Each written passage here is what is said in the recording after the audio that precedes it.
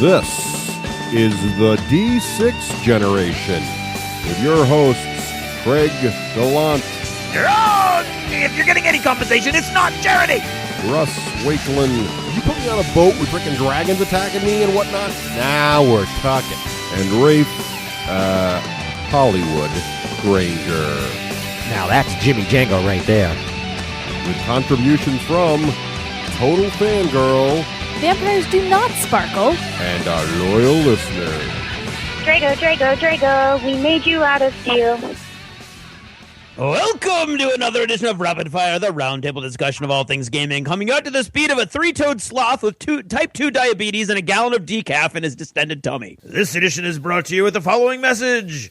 There were Quar before Quarriors. Visit zombiesmith.com to learn about the long war and miniatures gaming in the Quar universe. I'm Geekly McNerdigan, your host. Today our panelists are Russ, the Witch of Endor Wakeland, and host emeritus Raef, Giles of Race Granger. Let's begin. Issue number 1. Margot Adler is an American author, journalist, and lecturer. Born in Little Rock, Arkansas, Adler grew up mostly in New York City. Her grandfather, Alfred Adler, was a noted Austrian Jewish psychotherapist, collaborator with Sigmund Freud, and the founder of the School of Individual Psychology. She is also a self-confessed Wiccan priestess.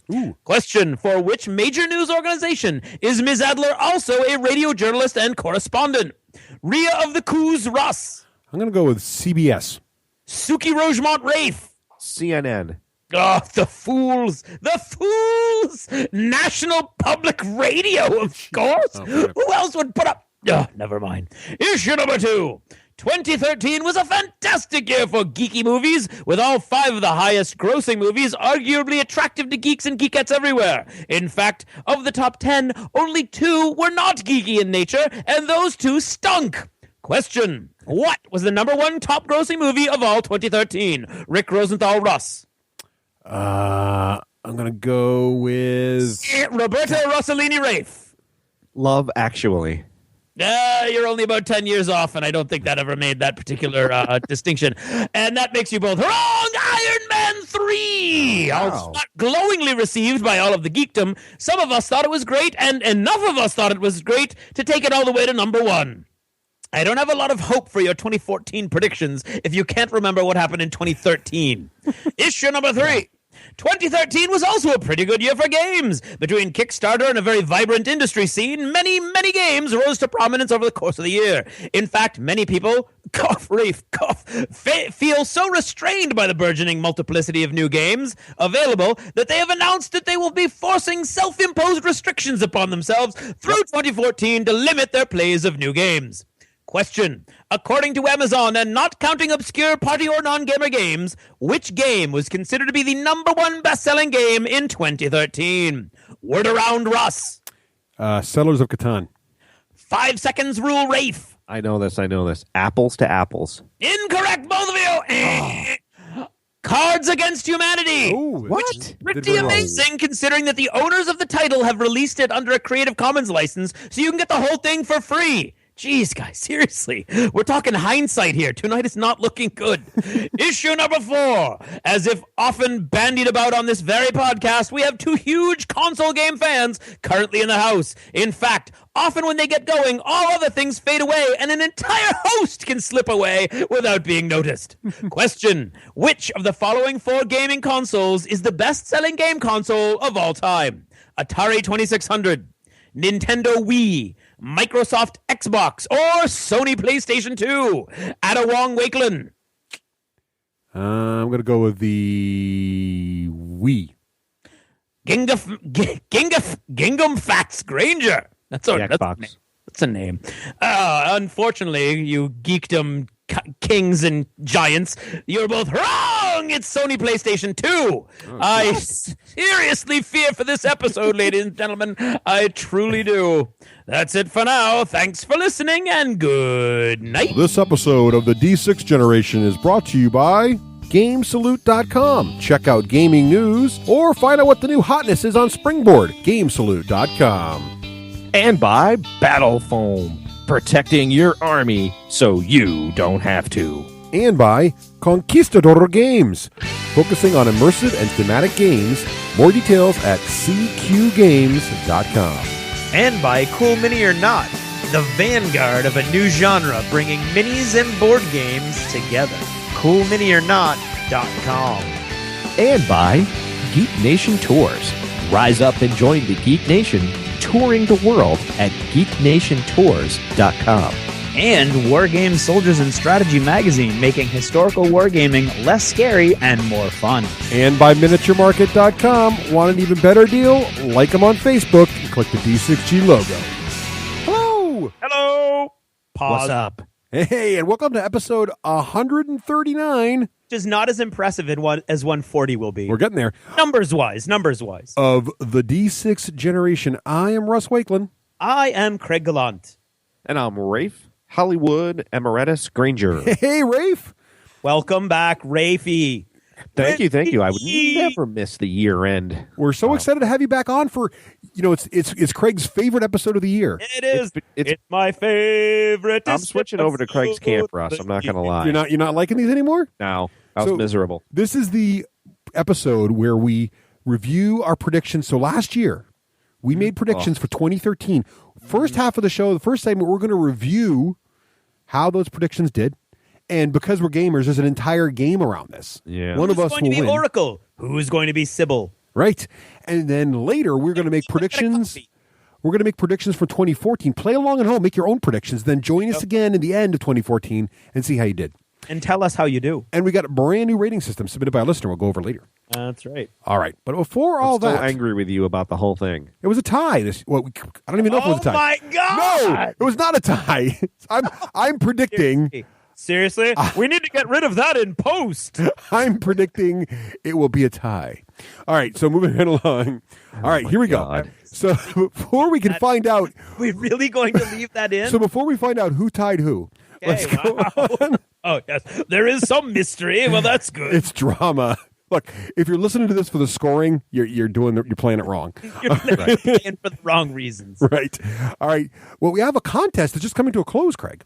Yes, it is. In fact, we wrapped it up. By the time you hear this, the contest is already closed, and our monkeys are calculating the entries. They are And- monkeys now? calculating indeed. Yes, we have monkeys because they don't cost much. They're free. That's right. So very underpaid monkeys. They work for bananas. Right. The elephants just stepped on everything. You sent in your great 30-second commercials Of course, they work for peanuts. for Space Cadets Dice Duel. Yes, indeed. And now we are collating those. And next episode 140, because it is a We're not the monkeys. big are. episode, 140. We will have your contest. 140. Yes. It's got to be good. 140. Right. But not yet. It's just 139 now. Not so, yet. Oh, if somebody just tuned in there, then they're all confused. Exactly right. And what we'll do is in 140 we'll also have a new contest, right? So it'll be doubly cool. Ooh, doubly cool. Triply cool. And Gotta be also, so cool. so we just finished up recording our last Lost chapter. Rafe, do you remember what we discussed in the Lost chapter? Yes, I do. We discussed the intricacies of for time. Craig's mind when writing novels. Nope, No. just kidding. I cannot. Let me see. The Holiday Star Donut? No, don't remember. Keep stalling. How you doing? You don't remember? It was Don't remember. 2013, a year in review. we did because one whole review that's episode's right. not enough. So we Off of reviewed Russ's gamer list. Yes, we went, Now, this is where if Russ can spoil the whole thing, I'm going to pull the curtain away for a moment and let everybody see behind it. There's a bullet point that tells Rafe exactly what we did. I don't read the bullet There's points. his You guys picture. should There's know your that by picture. now. I can see you and your lovely little lawyer picture. You are in this document as we speak. Yeah, but as there I it is, stated, I right don't there. read them. Look, as it's I in stated, 30 Your Honor, as I've already stated to the jury, I do not read the document. Correct. I connect to the Keeps the document. spontaneity alive. Okay, good. I- exactly. I am connected to the document, but I do not read it. So Let's see. Something about click on the stack of books on the right. that's correct, Rafe. So Craig, how does one listen to the Lost Chapters should they want to? Well, there's a bunch of different ways you can do it, Russ. But if I was them, I would get the free app by going to our website and looking for it. How else would you find it? I don't know. Click on the stack How of about books. You look at You click on the stack of books, of course. Oh, it's a new year, folks. Everybody forget how this works. It's Couldn't you all couldn't you go to the Google Play Store? Is it there? I don't know. You could, yes, or iTunes and search for it. iTunes, that's what I was going to say. Yep. I was going to say, there's all kinds of You know where it is? Where is it? If you have an Xbox One and you walk in and you say D6G Lost Chapters, boom, downloaded to your phone, your iPad, and your PC. Your brain. Your brain. I don't even know if that's true. But anyway. So you can Russ just hasn't programmed that yet. It's true. You can buy individual Lost Chapters if one and only one thing on the whole list catches your fancy. But highly recommended would be the Netflix model, where you're just going to be a member. You sign up for your membership, you pay by the month, and anytime during that month you can download as many as you want. So you can listen to a whole bunch. You can binge listen. Yes. Get them all done in a month. That would be one full month, but you can do it. Yeah, you can do it. No problem. Anyway, and if that was all very confusing, go to our website, the d6generation.com, click on the stack of books. It's all explained to you there. That's where it is. Really. All right. So now what's it time for, Craig? Now it's time for the most overused special effect in the show, Achievements in Gaming! Very good.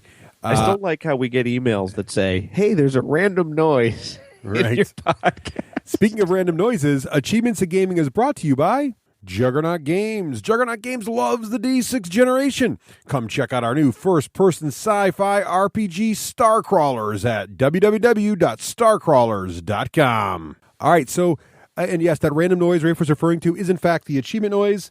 It is not random. It is there to tell us that someone did an achievement of geeky goodness. So there you have it.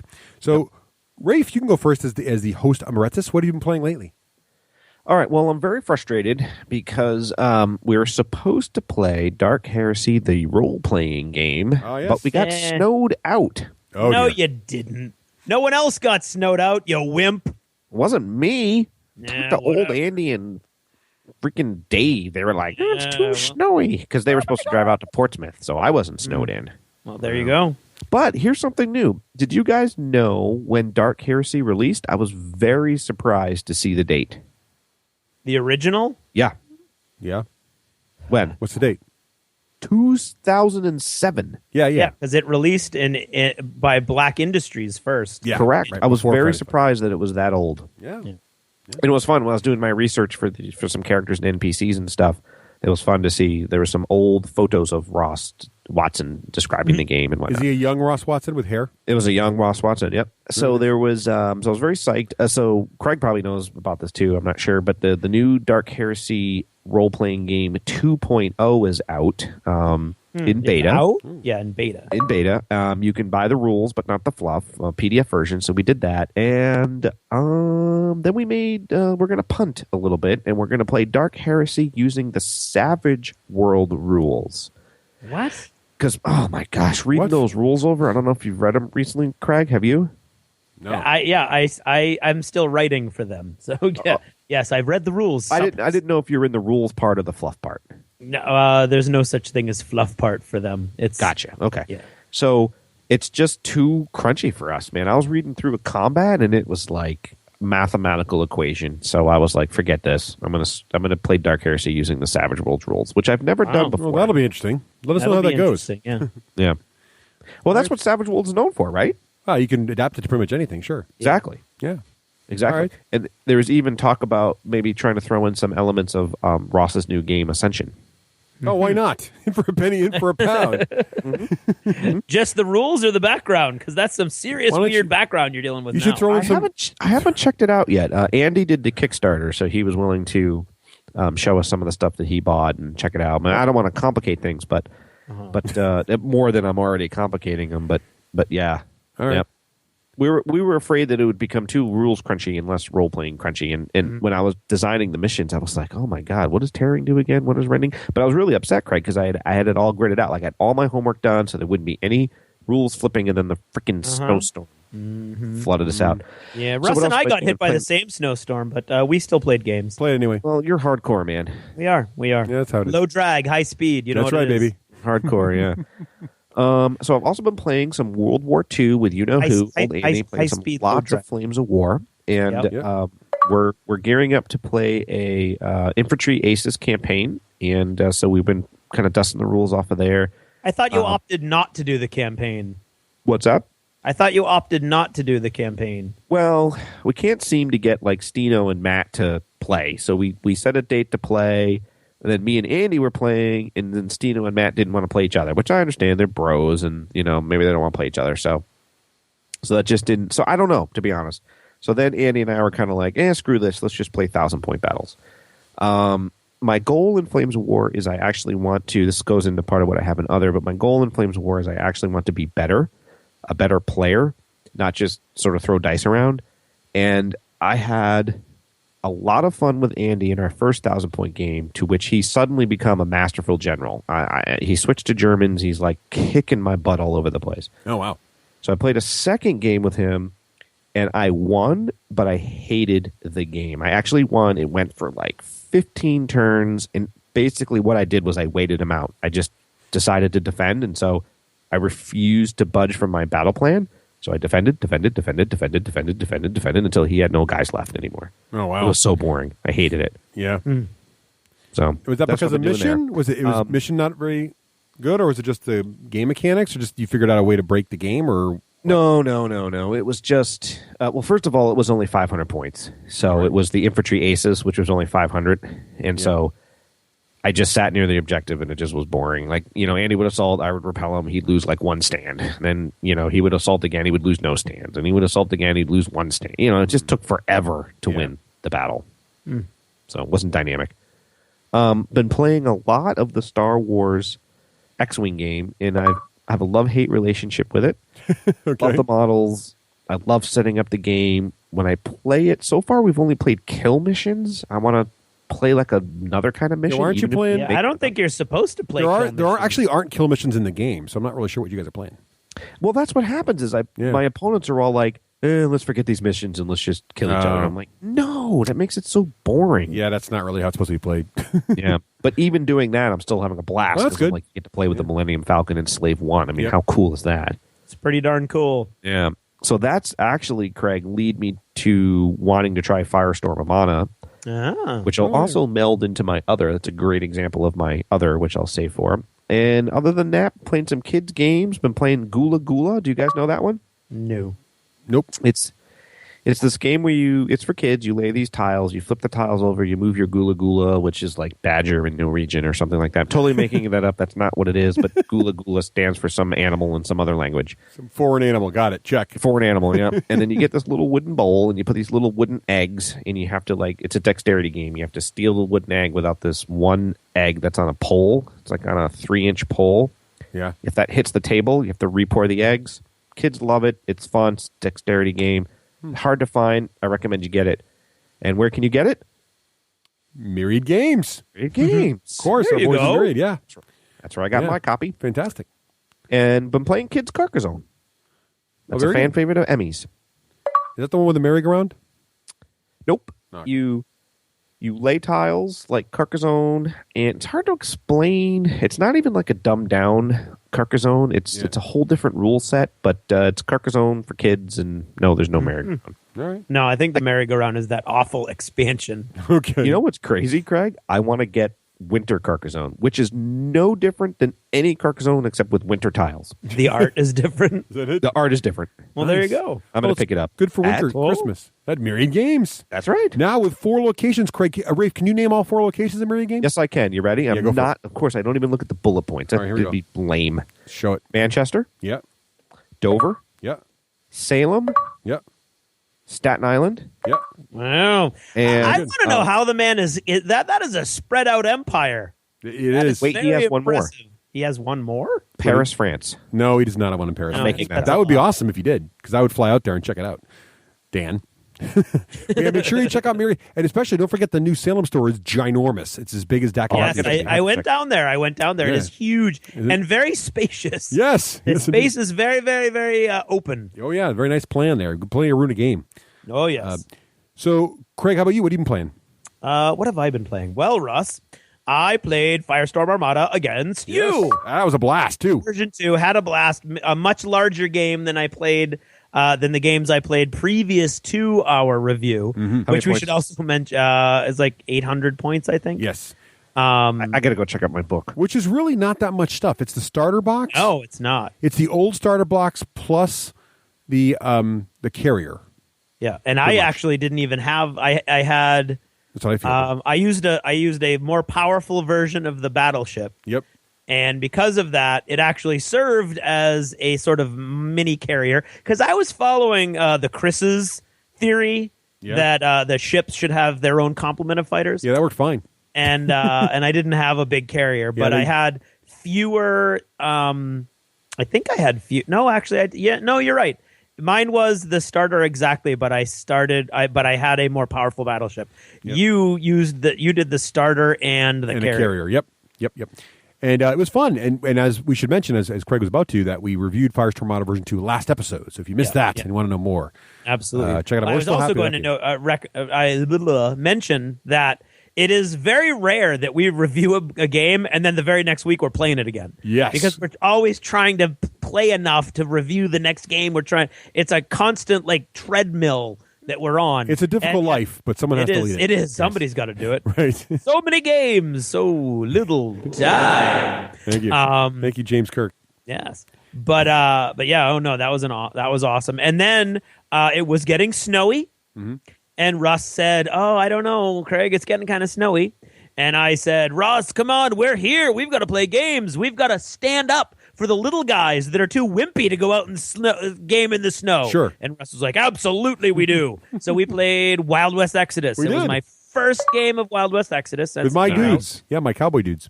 Yep. It was bad guy on bad guy action. Yes. And I was very happy that I had fun because obviously that would have sucked if I hadn't. It is very, very, very much about the big boys. It is. It's intriguing because it really did come down to Billy the Kid and Jesse James. And how many games can you say that sentence in? Right. So that's awesome right there. And our little guys were kind of like plinking at each other, and then his Billy the Kid came sweeping out of the street and just hosed down two of my guys in one move, and then went for Jesse James and didn't quite kill him. And Jesse James staggered out into the street and shot and killed Billy the Kid with his rapid fire hyper velocity blasters, and then knocked another guy off a balcony. And it was awesome. It was awesome. It was good times, and that was just a very small sample game. So wait till we get more stuff. I can't wait to have all the different factions. Yeah, it sounds like everybody's getting their notifications today, though. Seems like. What are you getting, Russ? I already got mine. I have. We played my stuff, so I got the Outlaws. I have pretty much the entire Outlaw set, short of vehicles. So, do you? How's it compared to Perdita and crew? Oh, I think the models are fantastic. They're my favorite Midwestern miniatures. They're slightly larger scale, but you can't really tell unless you look carefully. So you could get away with the same terrain. And I love the detail. They're not quite the dynamic poses that Weird's pulling off, but the detail themselves are just as good. I really like them. Yep. Yeah, I really enjoyed them. Really like Are they fiddly to put together? Not really. No, actually, they weren't bad at all. As I mentioned last episode, you want to be sure when you're cutting out the hired hands that you keep them together and do one guy at a time, so you follow the labeling, so you don't get the wrong feet on the wrong body. Yeah. But as long as you follow the labels, you'll be fine. Yeah, the sprues are labeled, so if you don't look on the right side, you could be up the creek without a paddle. But look on both sides and then follow the labels. Okay. So that was a blast. And on Friday, of course, not a lot of stuff gets done on Friday, and I went and listened to the holiday concert at school, and then I was supposed to do it again, the exact same concert, and I couldn't bring myself to do it. So I sent my students without me, and the few that had already seen it in the first block stayed with me, and we played Dungeon Roll. Hey. Oh, that was a broke blast. that out again, huh? That was a blast. Yeah, there was only 3 of us. So I was like, wow, 2 kids and me, and it looks like we're going to play a game.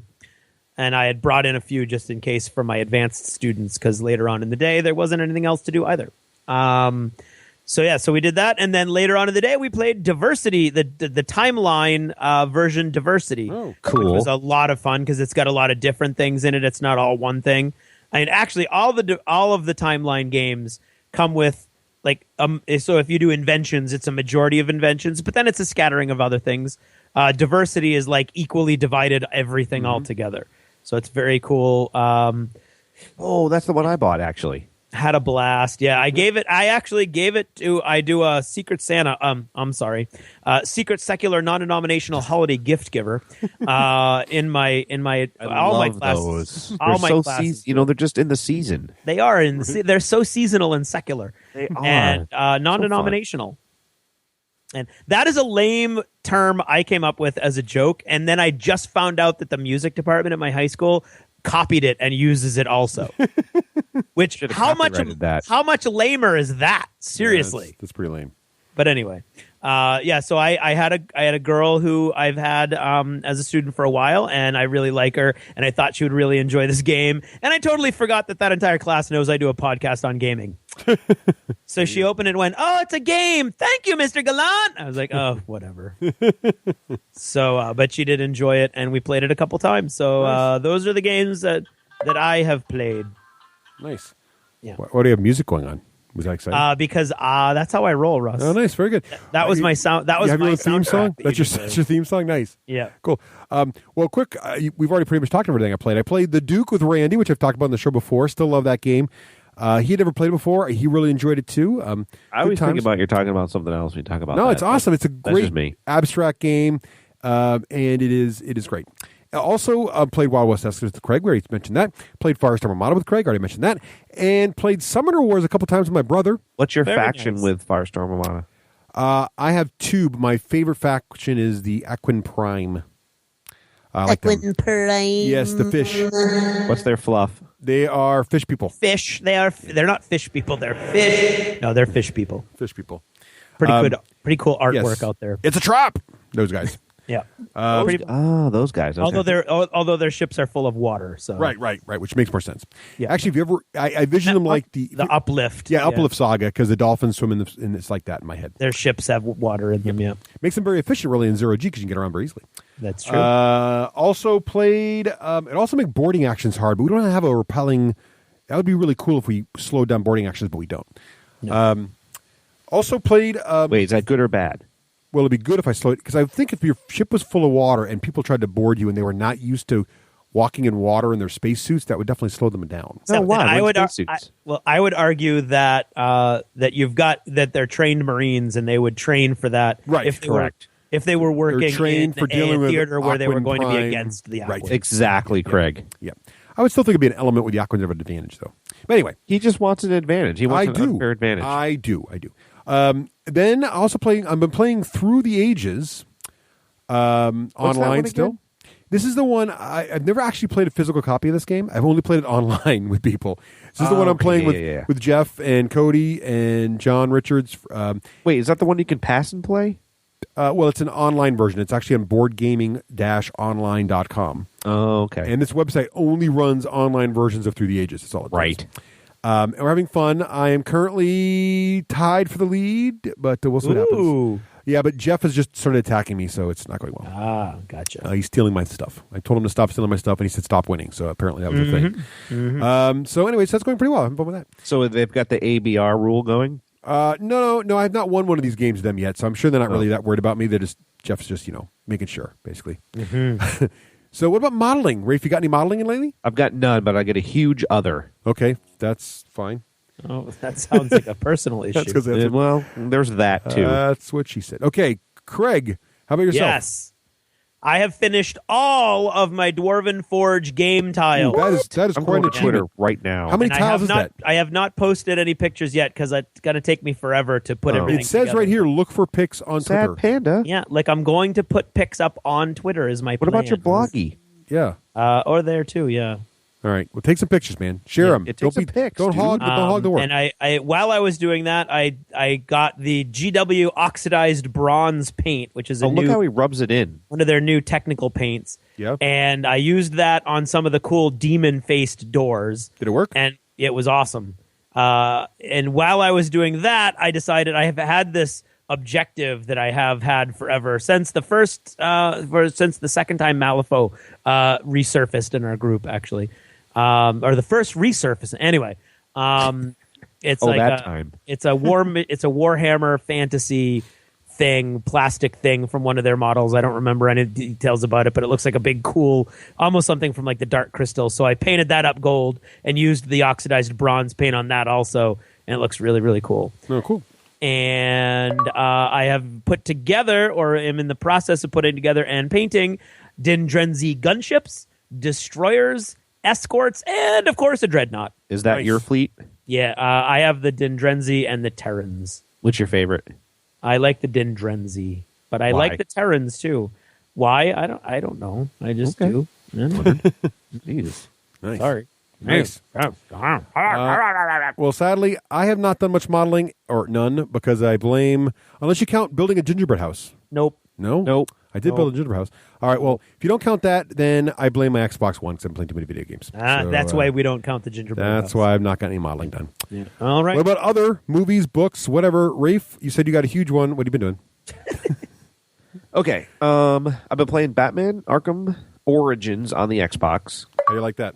That is my game with a bag of chips. Nice. I just favorite all the way around. Love it. Love doing the side missions. Love playing the main missions. Super psyched about that. Yeah.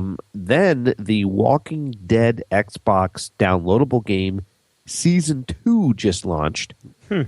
Downloaded but not played. All right. I've been playing this great game on Steam called Don't Starve. Craig, have you heard of that one? Sounds like fun. No. It's fun. You wake up and you're in this world and you have to see how long you can survive. And there's no rules and there's all sorts of things that you can do. So you walk by, you see a carrot. You go, all right, I'm going to pluck the carrot. Well, you can eat the carrot and then it gives you so much health. You can cook the carrot and it gives you more health. And then you can combine the carrot with other stuff. And there's no rules to it. So it's all kind of... Well, I have an issue right there because anybody will tell you cooking a carrot will just leach most of the minerals and nutrients right out of it. I was going to say the same thing. Not in this game. I was all over Here's that. another thing you can do with carrots. This is a You can parallel make universe where... rabbit traps with them. Oh, yeah. So anyway, so it's kind of an open explore game. Andy likes it. I play it. I've also been playing this game recommended to me by Joel called Papers, Please. I wouldn't have ever downloaded it. It's very old, archaic-looking graphics, but the game's really fun. You're this guy inside this border patrol, and people hand you these passports, and you have to look at the passport and see what's wrong with the passport, and either deny them or accept them. I don't know. Can't explain it. Sounds You action think packed. it was boring? I've read all the emails about this, and to be honest, it sounds more disturbing than anything else. It does. I don't get the disturbing part, but I don't know what's disturbing about I mean, it. It's you're just playing a game where you're denying people asylum, and I mean, hey, whatever it takes for those powers that be that want us all to be callous towards each other to do it. So whatever. yeah. Right. Yep. Oh, the point, black Craig. helicopters are coming to get me, Russ. That's how you do it. What if we made a game that turned everybody into snitches? I can't explain it. It's fun. All right. It's fun. It's fun to turn people away and kill Sponsored their by family. the NSA. Papers, Are please. you guys Breaking Bad fans? No. I am. Actually, Karen and I are watching it right now. We are in the last 6 episodes. We are in the season 4. Yep, And I you're have in a- the second to last season. Second to last season. I'm not going to talk about anything. There's no spoilers. I have a love-hate relationship with it. I really love it. The acting is superb. Yep. There's surprises left and right.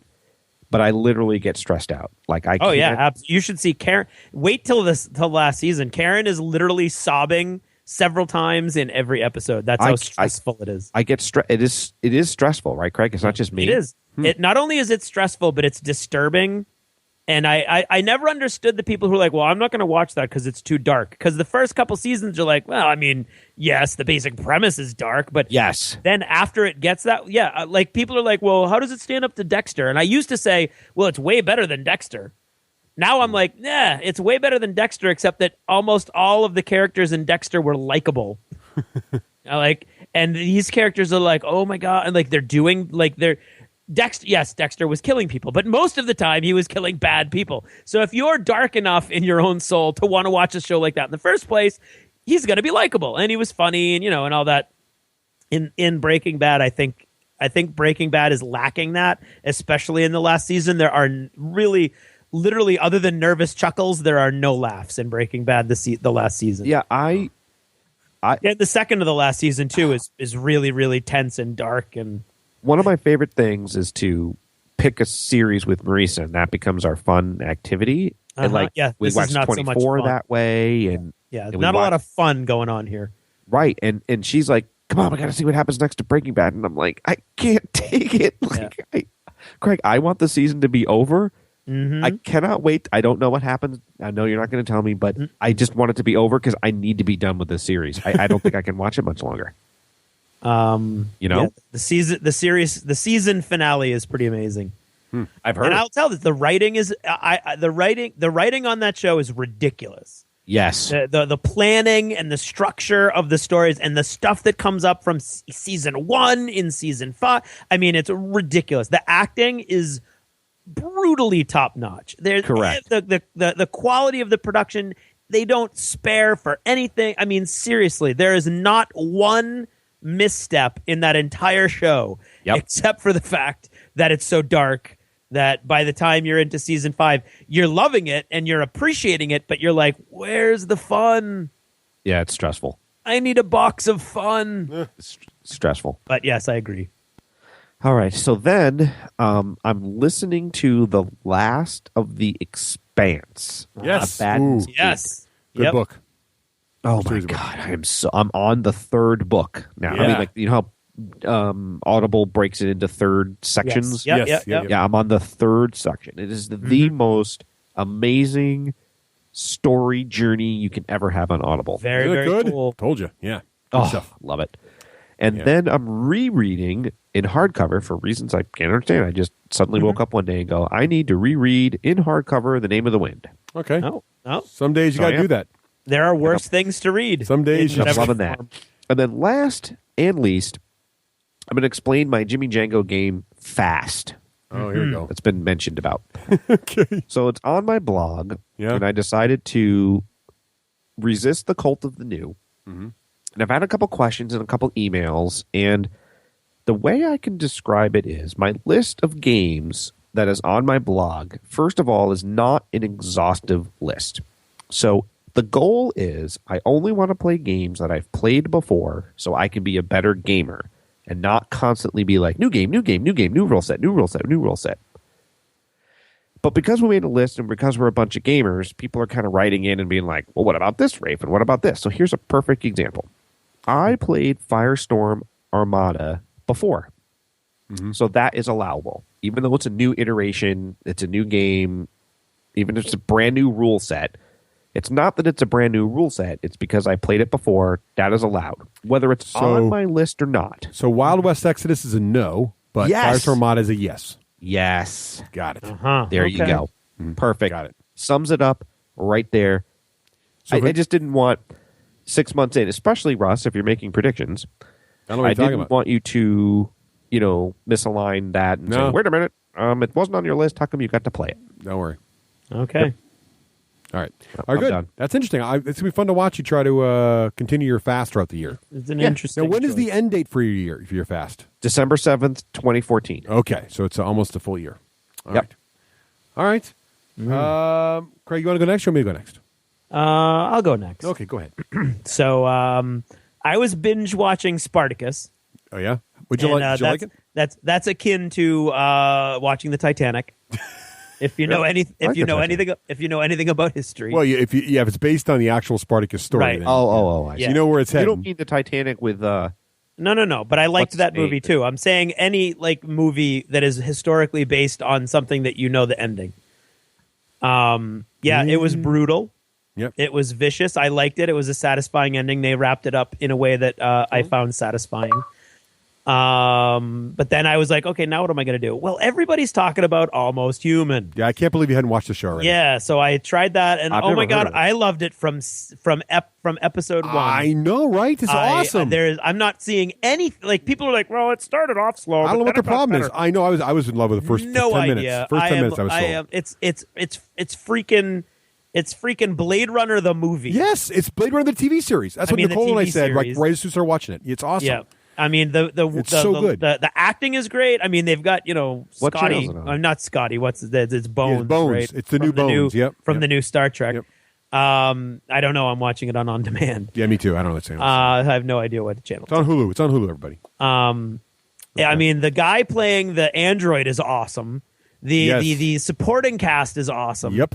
The special effects are awesome. And to me, any of these futuristic or near futuristic shows, take note, because your success or failure is happening in the background. That's my opinion. Yeah. When that world is so fully realized that there's this crap going on in the background that's 100% futuristic. Yeah. Like, oh, look, it's a highway scene. There's 3 regular cars. It's looking futuristic, and then there's a giant ball. Zing! Holy crap! I mean, literally, just little details like that really put the whole world together. Have you seen the most recent one with the? No, I only saw the oh my pilot. God, the fire! And they had little injections of humor. The fire hydrant scene was so funny. Yeah, and you'll know when you see it. It's awesome. Yet another thing, unfortunately, which makes me wish I liked Infinity more than I do. Did you see the Ken doll? The whole urban battle thing. Have you seen the Ken doll part?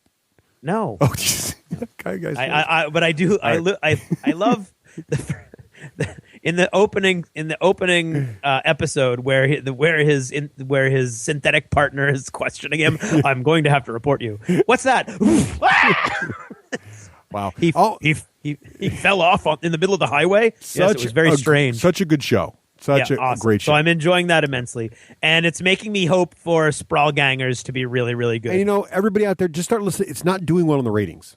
Like, I'm afraid so you it's going to start cancel. watching it. You got to watch it. This show is really, really good. Yeah. Really good. Absolutely. I am listening to The Dragon Factory by Jonathan Mayberry. All right. Narrated by Ray Porter, and Ray Porter is an awesome narrator. He's one of those guys that can do multiple accents and multiple voices, and you know exactly who's talking from one moment to the next because they sound totally different. What's the premise of this book? The premise of the book is actually really cool. The first book is called Patient Zero, and I finished that, ripped right through that, and bought this one before I'd finished the first one, and had a. Excuse me. It had a intriguing. Anyway, forget that. No premise. No. My brain is okay. The premise is there's this guy who is a cop, and he is a veteran of the U.S. Army, but although he never saw combat because he was like in the wrong time period, so there wasn't any combat when he was in the Army. Now he's a cop.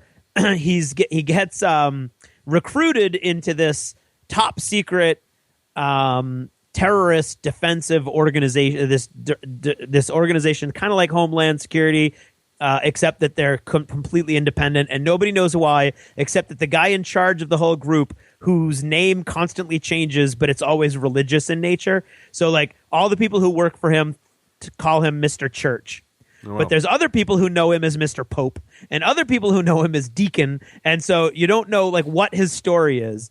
But he has this computer program that can go into any computer that is linked to the internet anywhere in the world without leaving a trace and take any data from that system. So there's absolutely no secret that can be safe from him. And the premise that they're kind of putting together in bits and pieces is that he has sort of put together this massive file on everybody in Washington, so nobody can stop him.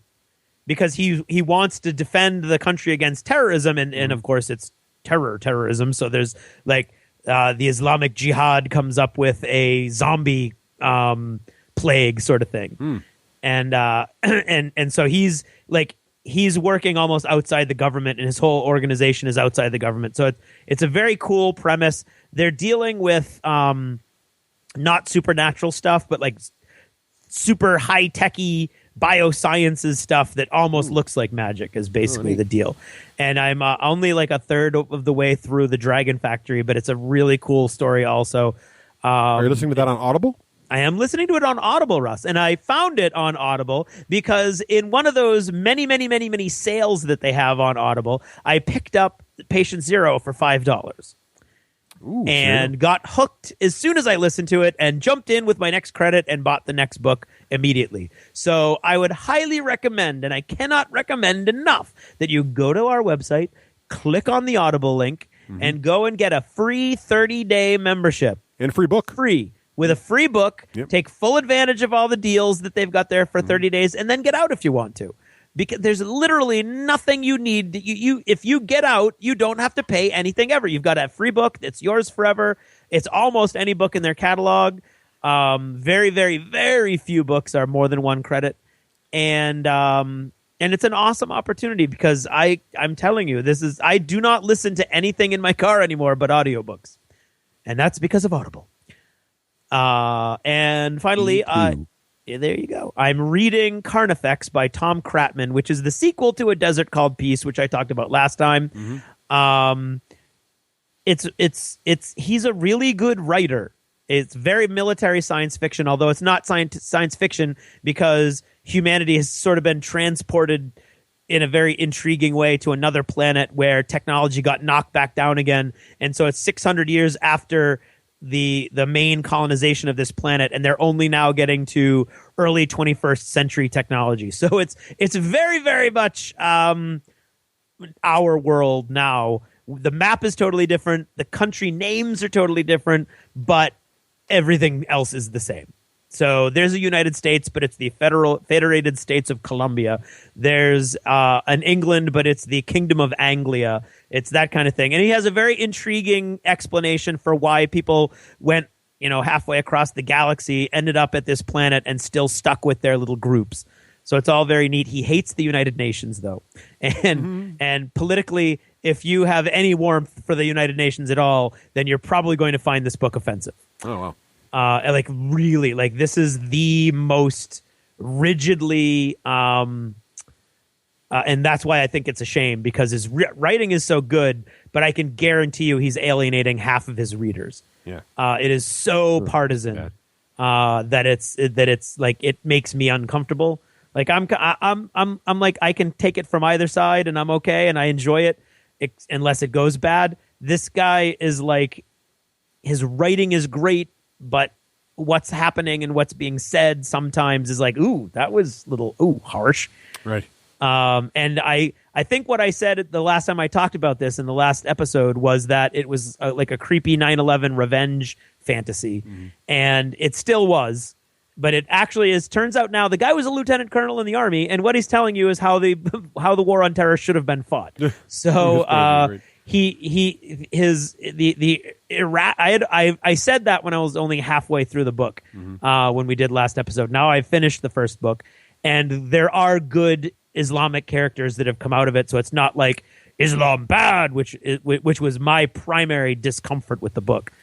But because of the story that it's telling, most of the Muslims in the book are the bad guys. But there are good Muslims also. So I'm not as uncomfortable as I was, although there are still moments. So it's a very intriguing experience for me anyway, reading the book. Nice. And that's and I saw Frozen finally. What'd you think? What'd you think? That was good. I enjoyed it. I heard it was good. Yeah, I enjoyed it. It's My not kids saw like it. Beauty and the Beast. It's not. I don't You think think it was it's that going to good? be. Oh, I like No, that. I don't think it's going to be a Broadway musical anytime soon. But Well, I don't but think they do that anymore. I enjoyed but yeah. it. I liked it a lot. And I saw Anchorman 2 in the most interesting way I've ever seen a movie. Uh-oh. Because we were late running into the movie theater. I went and got a drink. Karen was running ahead of me. She ran into the wrong theater. Oops. It was playing in 2 theaters. Uh-oh. So we sat down, knowing we were late, thinking we were 10 minutes late. We sat down, and the movie ended 45 minutes later. We were like, wow, that was a short movie. Oh, my God, we're in the wrong theater. So we ran to the other theater and watched it. And then halfway through that, I was like, oh, Karen, find out when it's starting in the other theater. And we ran. So we saw the end and then the middle and then the beginning. Oh, and you know what? As far as Anchorman 2 goes, that was a fine way to watch it. It didn't suffer at all because I'm not a fan. So there you go. Well, If you liked Anchorman 1, you're going to like Anchorman 2 because it's the same movie with almost exactly the same ending. All right, there you go. So there you go. That's I haven't me, seen any of Father. them. Yeah, me neither. I personally feel like you're better off. But there you go. Okay. Real quick, let's see. Playing a bit of my Xbox. Peggle 2 just came out, Rafe. Are you familiar with Peggle? Tell me again. Peggle is a game where you shoot a ball at pegs and bounce them off of there while strange cartoon animals cheer you on the side. Oh, okay. It's strange. It's strangely addicting, and Peggle 2 is just as addicting as the first one. I really like it. Anyway, my daughters like it too, so we play that a lot. So Peggle 2 on Xbox Live. Also, Dead Rising 3, Rafe. I'm really liking Dead Rising 3, but Rafe and I talk about that more in the Easter egg at the end of the show. So if you want to hear about that, tune in at the end of the show for a little surprise. Craig, I did see The Hobbit 2. I know I was you going to ask did. you guys about that. Have you seen The Hobbit 2 yet, Craig? I have not. See, I was going to talk to you about it. Rafe, have you seen The Hobbit 2? I haven't seen The Hobbit 1 yet. Okay, well, you're better off reading the books. Just saying, or book, singular book. You'd heard it was think pretty good. if you never read the books, you'd think there was more than one book because there's been 2 3-hour movies now. But no, it's only one book.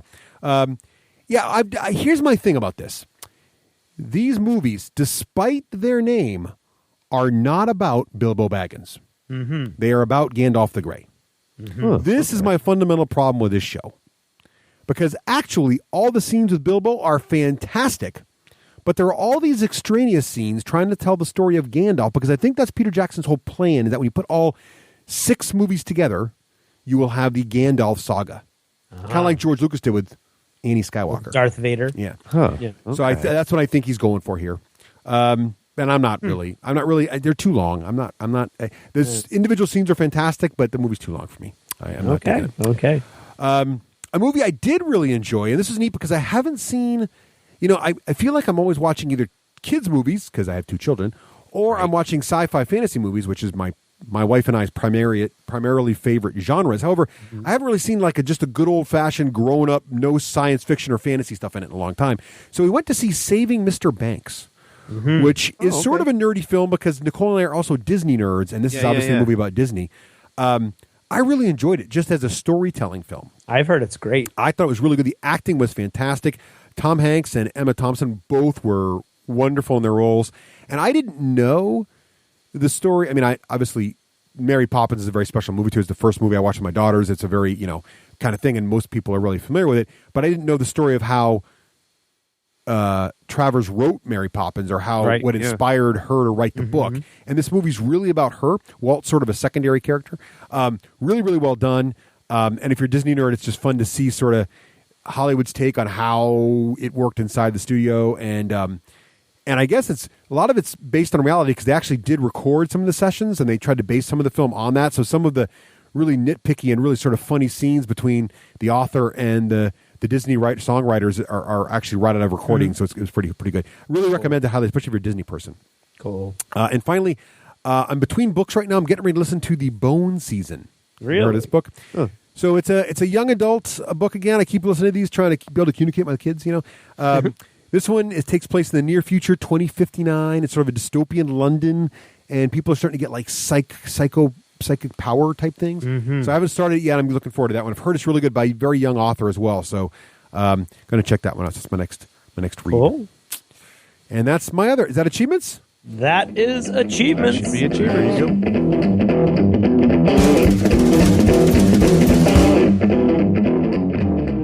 You're listening to the D6 generation. Born to game.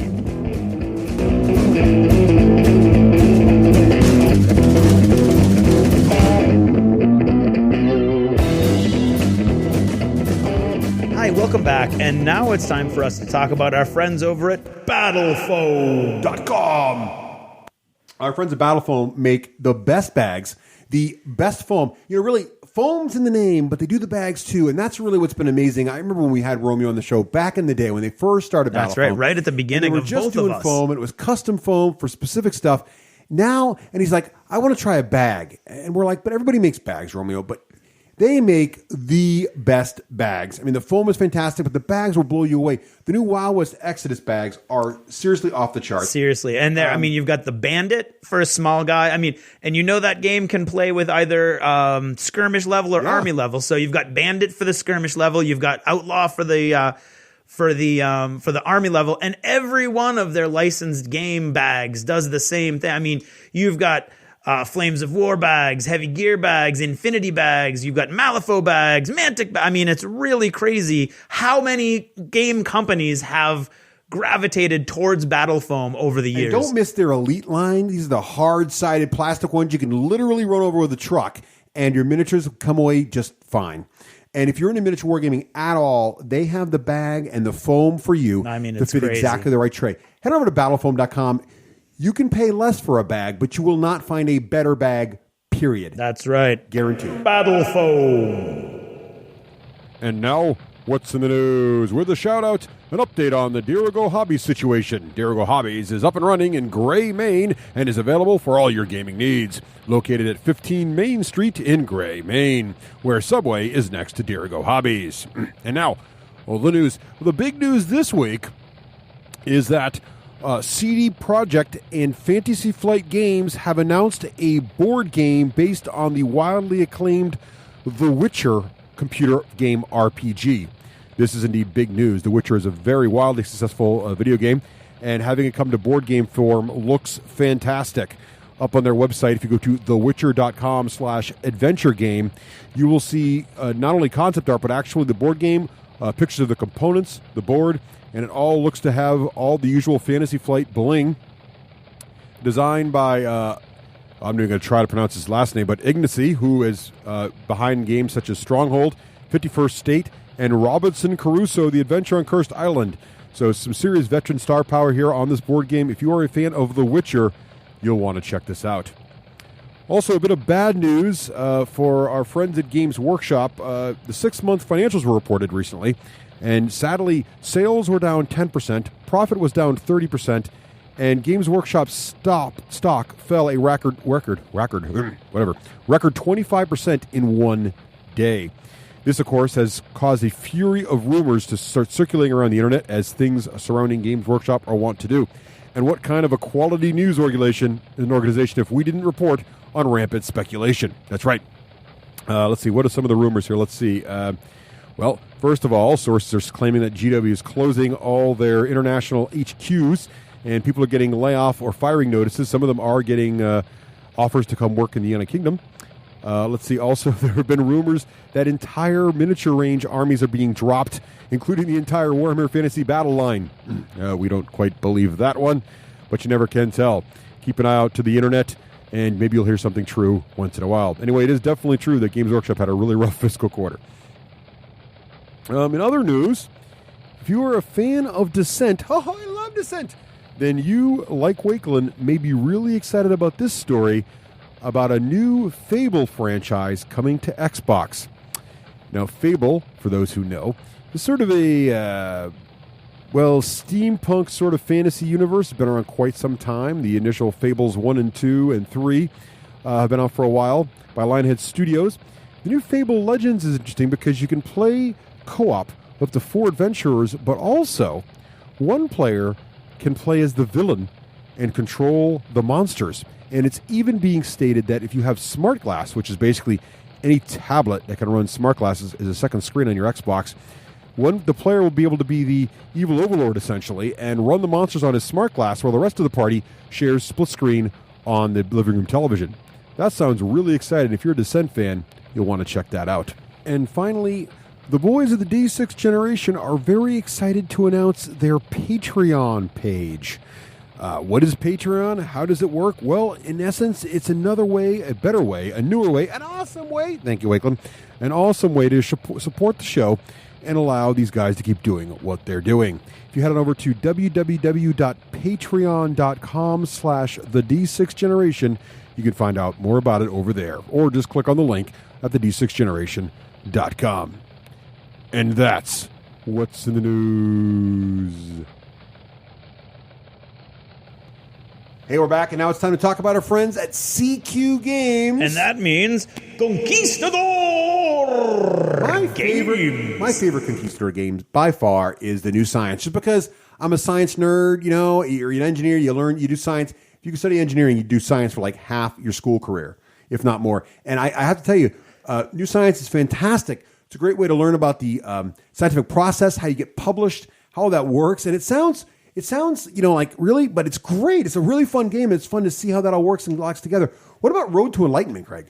Road to Enlightenment looks cool too, Russ. I mean, the key to these games are they've captured the theme, and it's a game that does not outstay its welcome. These games are fast, they're quick, they're deep, and they're really going to bring you into the theme that they're trying to create, and they're going to put you through the paces and then get you out the other end so you can play again. Right, exactly right. So head on over to CQGames.com. Check out all the great stuff. Don't forget to miss their gaming bling section as well. They can kick up the games. Don't actually miss there. Don't miss it. Don't miss it. Don't miss it. Don't miss Yes. Forget to not yes. Check the whole website. That's what I'm right. trying to say. It's worth Make sure you check out the bling section. Right, there you go. That's Conquistador Games.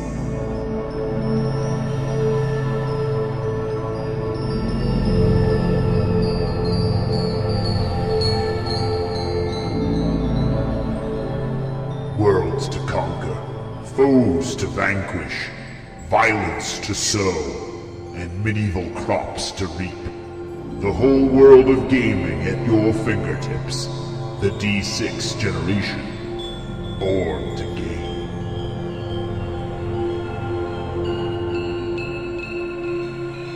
Hey, welcome back. Now it's time for my favorite episode of the year. Yeah. My favorite segment. Because now, see, so you know this is the prediction episode because we already talked about the fact that it's the prediction episode and achievements in gaming. But now is the part, this is the best part. We get to analyze the results of last year's predictions. Yeah, right? I'm starting to get in Craig's camp with this. This is getting harder each year. This is fun. Okay, so what we do is last year, at about this time, December, we made predictions about 2013. Each of us chose 7 different predictions, right? Yep. And we talked about them on the air. And then each of us who were not making the predictions also decided if we could agree or disagree or have no opinion on the prediction. Right. Now, we have a really extremely well thought out, done by statistical analyses peoples. Uh-huh. Or I made it up in the bathroom. We have a system that here's how the rules work. It's a game because, we're gamers. I thought that was made up by Jeff. Didn't he make it up for us? No. He's tweaked it slightly, but we have a new system coming in next year. Now, we did have a listener submit a new system, but we can't change the rules from the predictions we made last year because they were made into those predictions. So now what we have to do is, this is the last under the old rules. We'll explain the new analysis in the next segment later of how we're going to do the rules for next year, for 2014. But for 2013, here were the rules when we made the predictions. First of all, each prediction you make is worth 3 points if you are correct. You can get bonus points for a particularly challenging or unlikely prediction. We'll give a +1 at the time the prediction's made. Oh, yeah, that's right. Right? If you are incorrect, you will score 0 points. However, we might give the judges, meaning the other 2 people listening, might give partial credit if it was really close or some kind of circumstances that allowed for it. Pity points. Then after each of us would make it a prediction, the other 2 could agree, disagree, or have no opinion. If you agreed or disagreed and you were correct in your agreement or disagreement, you, the agreeer or disagreeer, get +1 point. Right? Right. Uh-huh. Right. If you are incorrect in your agreement or disagreement, you get You -1 lose point. one. Yes. And if you said no opinion, then you have no impact on your score. Right? Right. Yep. Does that make sense? All right. Yes, it does. So here we go. Everybody remember how this works? Listeners, you on board? Okay, great. So here we go. Predictions for 2013, round 1. Rafe, do you remember your very first prediction? Yep. My first prediction was, and I'm not sure how to pronounce it, so I'm going to pronounce it Uwe Rosenberg, Yes. the creator, designer of games that I love, such as Agricola and Le Havre, Yes. will release a new game in 2013 set in oldie times. Which is Rafe speak for the Renaissance. Yes, we made you nail it down to Renaissance. Oh, I thought that was just an example. No. No. See, this is the kind of trickery you try to get away with, but no. See, Renaissance was the time period we specified. Okay. Now, Craig, did you have an opinion on that? I had no opinion, Russ. I have no idea what Uwe Rosenberg is up to from one day to the next. I didn't either. Now, I know, Rafe, he did release that new Caveman game, right? Yeah, I'm just looking up because I don't know the real name. But I don't it's think called Caverna, the Cave Farmers. Yes, which is a... which I have played. You got to give it to the man when he comes across a theme. Yeah, he but sticks this is with cool. He's like a dog with a bone. Now, I played this game with you, Rafe. And I actually... Oh, you have it? Yeah. Isn't it the No. one where the cavemen go around and they gather yaks and bison? Not with me. Stuff? If you've played it, I've been dying to play And it has the great meeples and everything? Is that Yeah, the one? this game comes packed with the meeples. Yeah, it and has it's set with dwarves. It's basically Agricola. From what I read, when I read it a couple months ago, it's Agricola, but set with dwarves. Dwarves. No, I don't remember. And dwarves. yep, Dwarves? I think so. Unless I Okay. got myself screwed up. Why are there dwarves in caveman times? I don't know. It's called Caverna the Cave Farmers. Okay. Well, in any case, Does he have a Renaissance game? That's really the question we have to ask ourselves. No, but this is oldie times. No. I think it's an example. No. It does not say i.e. Renaissance. I mean, it doesn't say. Let me quote. I do think you're right. I do think you nailed me down, but this is what I meant. Let me quote Willie from Duck Commander. Oh, he's right. You are the bearded leader of a small dwarf family. The man brought his games into fantasy, and it's still just about farming. Mm-hmm. Oh, Craig, he's really appealing to you because you've said you don't want to play a game that you could do in real life, and here that's right. And you cannot be a dwarf, fantasy dwarf farming, right? Yeah, that's true. So, that's a nice, good move there by Uwe, but unfortunately for Rafe, I'm going to vote he gets 0 points for that, Craig. Mainly because Rafe always picks up points in this game and always beats me. I'm gonna have to side with Russ on this one. Okay, so in round one from Rafe, no one scores anything because both Craig and I had no opinion. For next year, then, what if I just would have said, no, I don't know, just old times, like pre... No, that's what you tried, and we forced you to nail Why it. the new rules pre-1950? No, because the new rules are even more strict. You have to have a very quantifiable thing. You can't just say... I could have said pre-1950, like timeline. That's what I'm going to do next time. All right, well... We might have given you guys can agree or not agree. Yeah, okay. Fair enough. All right. Go ahead. All right. So, I think that's a rip-off, Jip. Okay. All right, there you go. Okay. So, Craig, what was your round? So far, it's 0 points in round one for anybody. Yeah. Craig, your round one prediction. I said there would be another major Angry Birds licensing tie-in from a well-known IP. Was there? I don't know. Yeah, was you there? usually do this kind of research. Ross, you're usually like, Craig, you're right. The good news is there was a new Angry Birds release this year. The bad news is it was Angry Birds driving cars. It's not a new IP. The actual IP was leveraging their own IP, Angry Birds, and making new game mechanics, basically kart Are you racing. sure about that? I think so. Here, why don't we Google Angry Birds? Sure there wasn't like a Firefly Angry Birds or something? I mean, I thought there should be Angry Birds Rome, but... what if there was Angry Birds The Hobbits? How cool would that be? There was an Angry Birds Crudes, wasn't there? Crudes? Is that even a thing? Yeah, the movie. The movie. That's not a major IP. That's a cheap marketing tie-in. Does that count? Well, that's a well-known. Not a well-known. IP, No. Yeah, you were thinking like a different flavor of Star Wars, like Angry Birds, Indiana Jones, or something, right? No, I was thinking of like a movie tie-in. Oh, we were okay. I have no stake in what Craig? happens with this. So Craig, see? go ahead and not give me points. No. Fine with that. I'm just trying to make sure we distill your intent. Right. Well, I'm actually not even being. No, come on, Craig. You got to fight for your points. Let the record reflect. Oh no! You know what? It's not even Angry Birds Crudes. It's from the makers of Angry Birds, the Crudes. Oh, so it's not even an Angry Birds. Yeah, no, that doesn't count. Yep. Okay. So, but Angry Birds Crudes would have counted. Okay. So here I am on the Rovio webpage looking at all their products. Here we go. Right, I'm going to list them off to you. Yeah. There's Angry Birds Go, Angry Birds Star Wars 2, Angry Birds Star Wars, Bad Piggies, Angry Birds Friends, Angry Birds Space, Angry Birds Seasons, Angry Birds Rio, but that came out a long time ago. Yeah. And Angry Birds itself. So actually, Angry Birds Star Wars 2 is technically the prequels. But yes, but is that okay? But they already had Angry Birds Star Wars. Did you mean another? Take my points, man. I know. don't See, now I what? Seriously? With Russ on that. You didn't mean no. I know. Iteration of Star Wars. I know. I'm fine with it.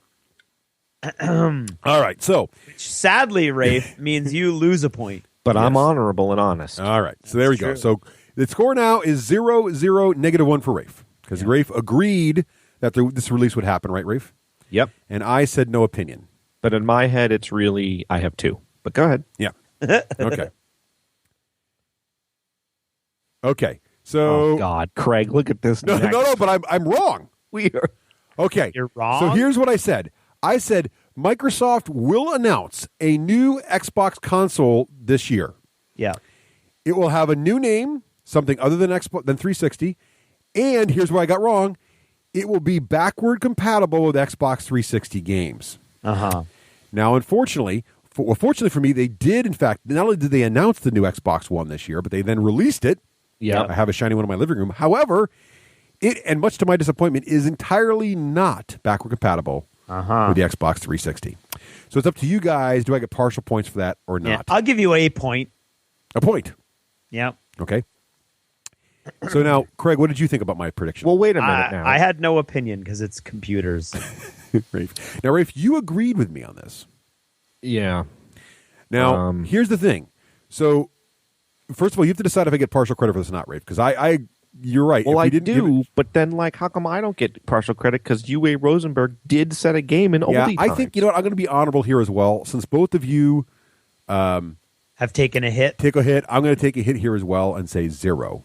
Okay, you're right. That's But how you know I what? play it. Which means Rafe loses another point. No, I was going to say, I would say Rafe doesn't lose a Oh, point. come on. How does that work? I'm just All right, saying. fine. So it's right now it is 0, 0, -1 for Rafe. Well, no, I think if we're going to stick to me getting it wrong, Renaissance, I'm okay with getting a negative point on Russ's. No, I'm okay with you. You got a negative point. So why don't we do this? 0, 0, -1 for Rafe. No score on, because there was a new console. So As that's a something. total? Yeah. Yeah. Because I'd After actually round give one. you, if it were me scoring it, or the boss or whatever, I would actually give you 2 points. With Because the you nailed Xbox? 2. See, I like the fact that you are really bold. I don't think you should be punished. Like in the future, you might just say, Microsoft will announce a new Xbox. You might not go with the next 2 statements. Yeah. Yeah, I did get 2 out of 3 there, but I'm okay with that. So, okay. No, I'll give you 2 out of 3. Rafe doesn't get a point then. Okay. So I get, so the score now is No. Russ 2, Craig 0, Rafe -1. I'm liking Craig's scoring system. Yeah. Oh, my God. I'm king making. I don't care about this stupid game. I love it. All right. No, I think 2's too many, Rafe. So you got nailed. No, let's go 0 on this one. 0 no negative. So right now the score is 0, 0, -1. Let's go with that. Okay. That's my As way. a total. Have you recorded that now, Gamekeeper? Yes, I have. Gamekeeper I Craig? have recorded it and changed it 3 times. You are the gamekeeper. Are you going to support the marking J or not? The right. Mockingjay? Yes. I don't know what the Mockingjay is. Mockingjay, but Mockingjay. I get the Mockingjays back. Good. Okay, fair enough. All right, round 2. Round 2. Rafe, what was your prediction? My prediction was, I forgot about this one. Craig will have or announce another baby. And the answer is no. No. Now, Craig agreed and I agreed, so that is a -1 for Craig and myself. So we are all at -1. And Rafe scores 0. All tied up at the top. This may be the closest prediction year ever. I hope we all end up in the negatives. All right. Oh, good. So we're all tied now? Yep. Okay. All right, here we go. Ready? Here we go. Here's my prediction. And again, I went super predictive. I went super. Yeah. You're being like multi-layered, and I don't think it's going to work for you. It may not, but it's called bold. Bold is a term. Yeah. I predicted that Wild West Exodus would release this year, which was a very. They hadn't even launched a Kickstarter at this point. Yeah, So this was yeah. a very That was shaky pretty bold. prediction. But that was not enough for me. Oh no.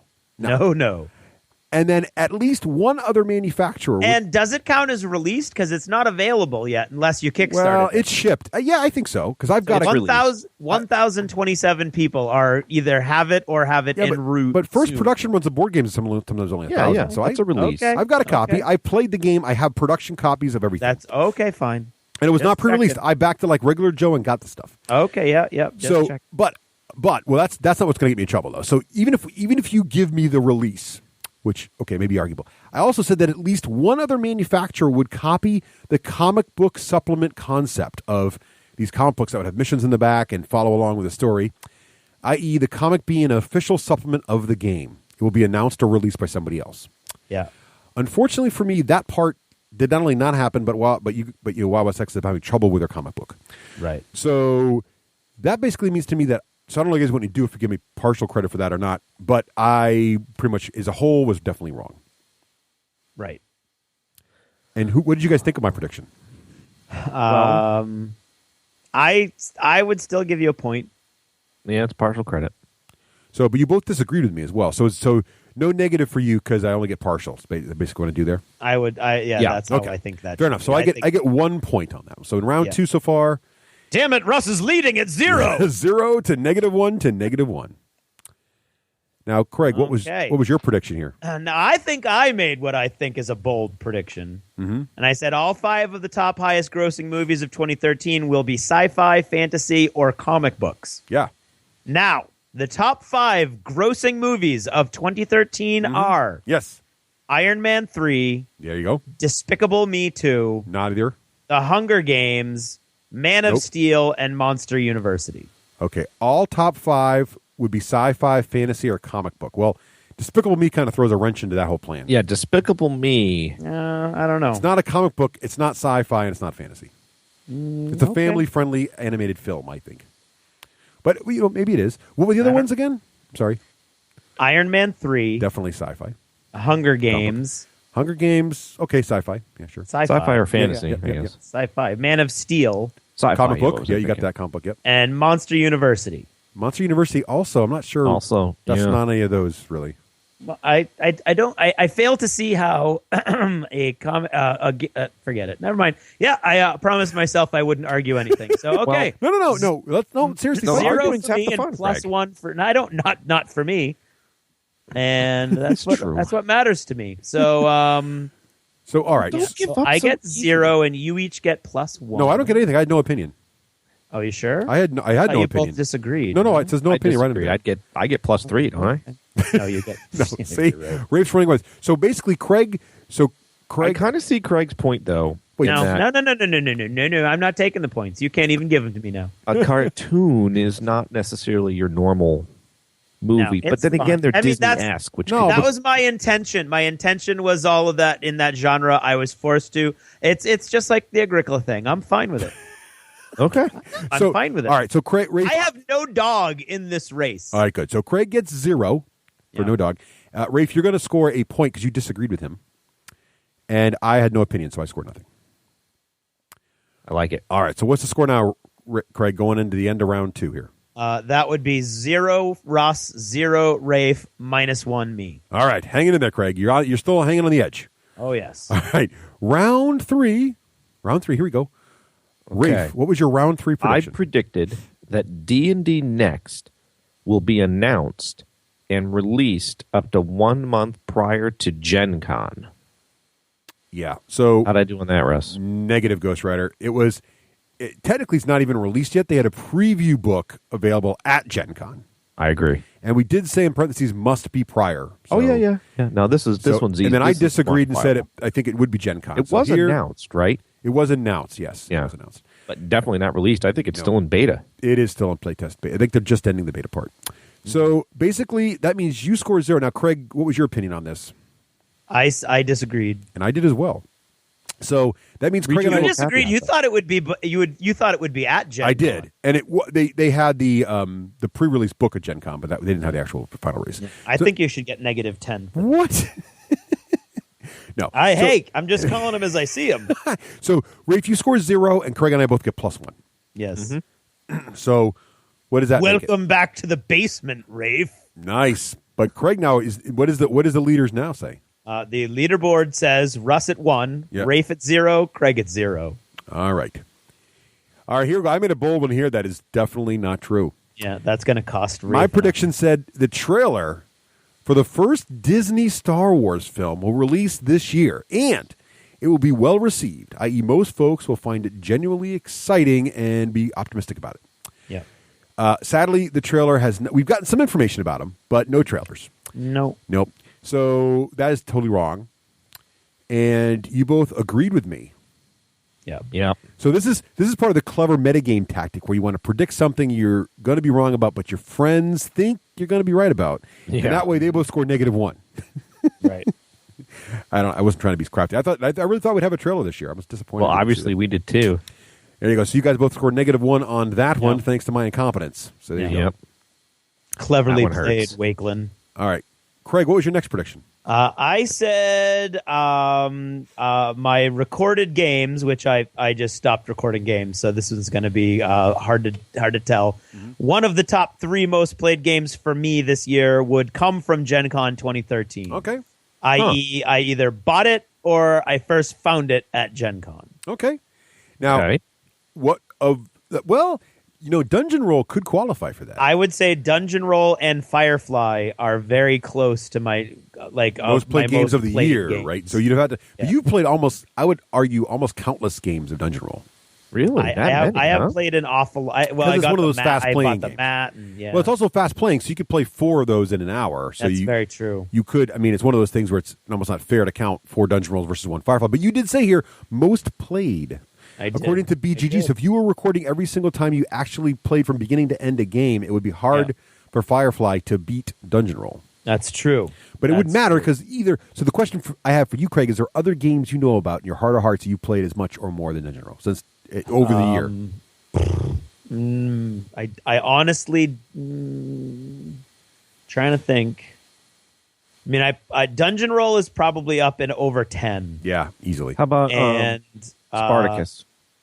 I think I played Spartacus like 4 times, Yeah. 4 or 5. I can't see maybe. Firefly being 10. Firefly, Firefly would be like 3 or 4, no, 4, actually 4 or 5 because of the double plays. So I'm gonna go. I'm gonna give it to you. I think that's right. Yeah, I think Dungeon Roll is Dungeon Roll certainly is a contender and is a validation of your thing. So I'm gonna say you get your 3 points. Okay, well, thanks. Now, interestingly, that costs you a point. It does. Rafe, you agreed with him, so you get +1, and I disagreed. I thought you would not find a game that hot this year. Right, and I feel I don't think like you said, the statistics don't bear it out because of the playtime and everything. But I feel like I found 2 awesome games. There was lots of good games this year. There really was. Yep. All right. Yay! So, Craig, what's the standings at round 3's end? At the end of round 3, the standings are Russ has 0. Oh dear. Rafe now has 0. Oh. And Craig, who doesn't care, has 2. Yes. See, I think he wins every year. No, Russ I won do last not. No, but this is the new score. I come in last every year. This is the new hardcore scoring system, though. So we'll see what happens here. Okay, round 4. Rafe, what was your we're not prediction? even in round half 4? done. Round 4. Here we go. Yeah, we're out there. Oh, I always lead off. Okay, You do. all Yes. right. This is hilarious because I still feel this way. Gaming will continue to be, quote, too many games to play, end quote, causing local gaming fraction. Yeah, I don't know what that means. I.e. means it's the combination of friction and fracking. Okay, Like fair enough. rocks. So we're like breaking rocks to look for oil. Yeah. Yep. No game will be played 4 times in a row in our group, excluding Descent. I just played 4 games of Firestorm Armada. Yep. I've played 4 games of Wild West Exodus. I played 4 games of Firestorm Armada. I've also played 4 games of Level 7. Yes, that's true. And I have played, you excluded Descent. I played many games of Descent. Actually, Descent kind of fell apart this fall. But overall in the year, though, I played a lot of Descent because I played the whole campaign. What about the first part, gaming fraction? It's been a pretty fractious group. Nah, I don't. We did a whole episode on it. That all resolved this year, though. It was really 2012. See, that happened. my issue is that you don't have 2 different things, Rafe. You have IE, meaning the second part is supposed to be describing the first part. We've been pretty good about making sure that was the way to quantify it. And we've been pretty good about making sure your whole prediction's got to be right, or we get nothing. That keeps it simple. Right. So now Craig and I both disagreed. Right. So this means that Rafe scores 0, and Yep. Craig and I both score +1. Nice. But Rafe, I will give you good kudos for picking a nice, easy to quantify one. That was good.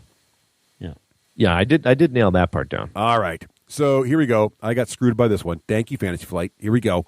Russ, my prediction was the 4th Dust Warfare faction will be officially announced and have figures previewed by the end of the year.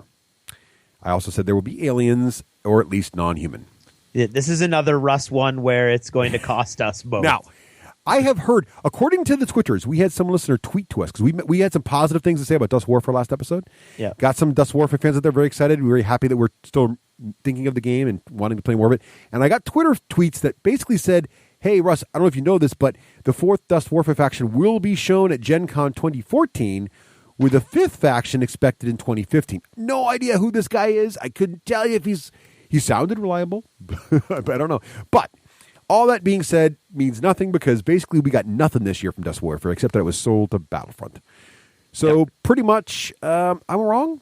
And Craig, what did you think of my prediction there? What did I think of your prediction? I agreed. Okay, that's a -1 for you. And Rafe, what did you think? What did I do? I agreed. -1 for you as well. So there's 0 You know for what it is? me. He led both us rated down the Russ. primrose path again. Yeah, we think he has some sort of superior knowledge, and he doesn't. He does not. I was playing on the fact that I won the prior year, so I figured they'd probably believe whatever I say at this point.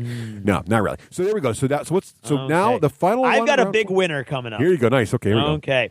I said, with crystal clarity, Batman Gotham City strategy game. I don't even know what that is. Will be a huge hit locally. Never even seen it. And will figure into our gaming group like Spartacus and Waterdeep.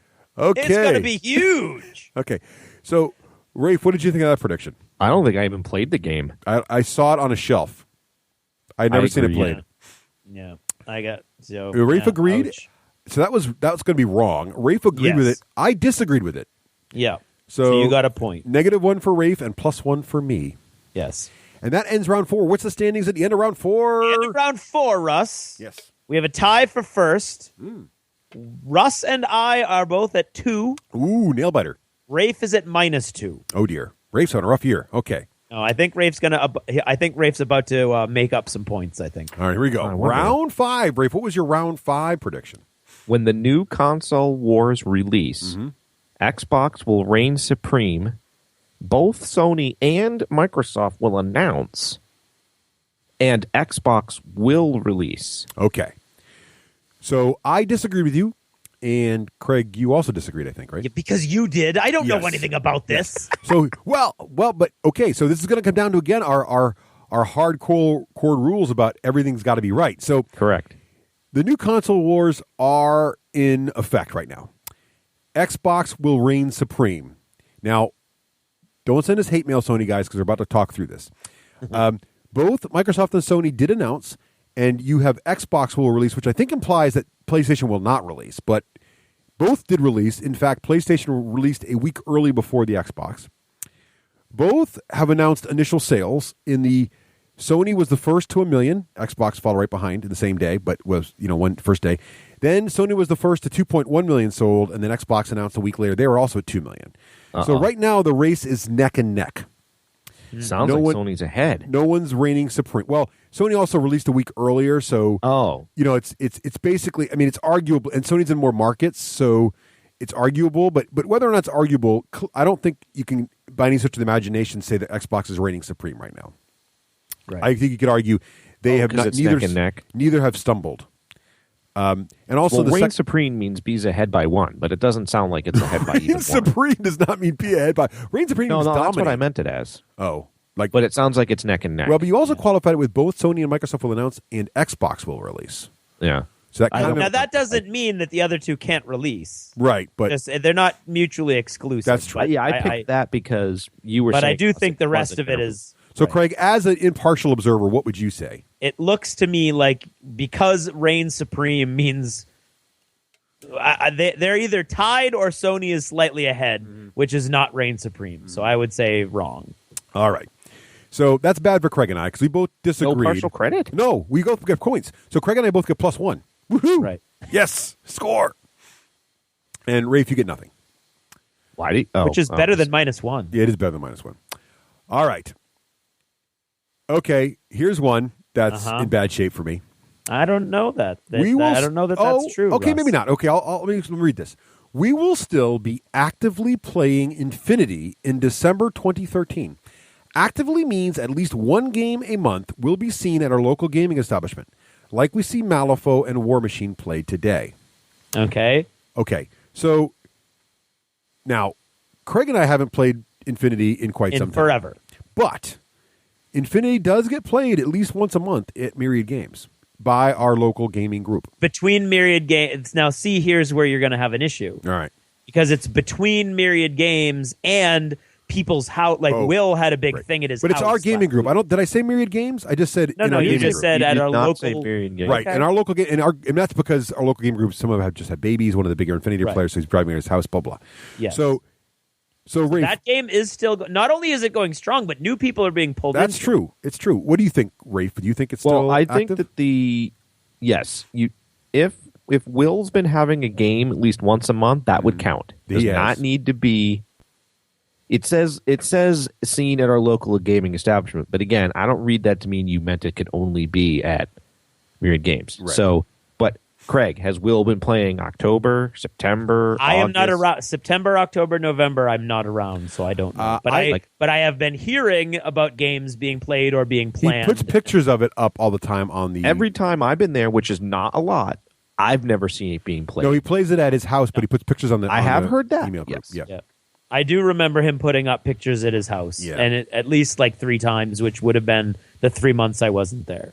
I think. Okay. So you guys have to make the call. What do you think? I think it's probably if the local gaming establishment is not a sticking point, then I would say that's correct. All right. It's not to me, but we are playing pretty hardcore. And I disagreed. I get nothing out of it. I get negatives. All right. So again, those words there, Russ, you really didn't mean it could only be Myriad Games. I didn't say Myriad Games. I said our But local then gaming. again, like I didn't mean reign supreme. Now, Craig, I grant to you, it's tied. Like to me, neck and neck is tied. Yeah. But reign supreme didn't mean kick Sony's butt. I meant like Reign supreme means clearly in the lead. But in my head, it just meant they are the. If you're watching a football game, like if the Patriots are playing and the score is 14-10, the Patriots are not reigning supreme. In my head, that's what it meant. That's all I'm trying to say. Okay. Just like I'm just saying, like English has yes, meaning. okay, then at our local gaming establishment means Myriad and not Will's. Okay. But my point is that that's not what Russ meant, even though that's what's written. Yeah. I think if I had meant Myriad Games, I would have said Myriad Games. Okay. But okay, I'm okay with it. So I agree. You should get full credit. you sure? Well, you two got to Yeah. decide. I don't get a say. Yeah.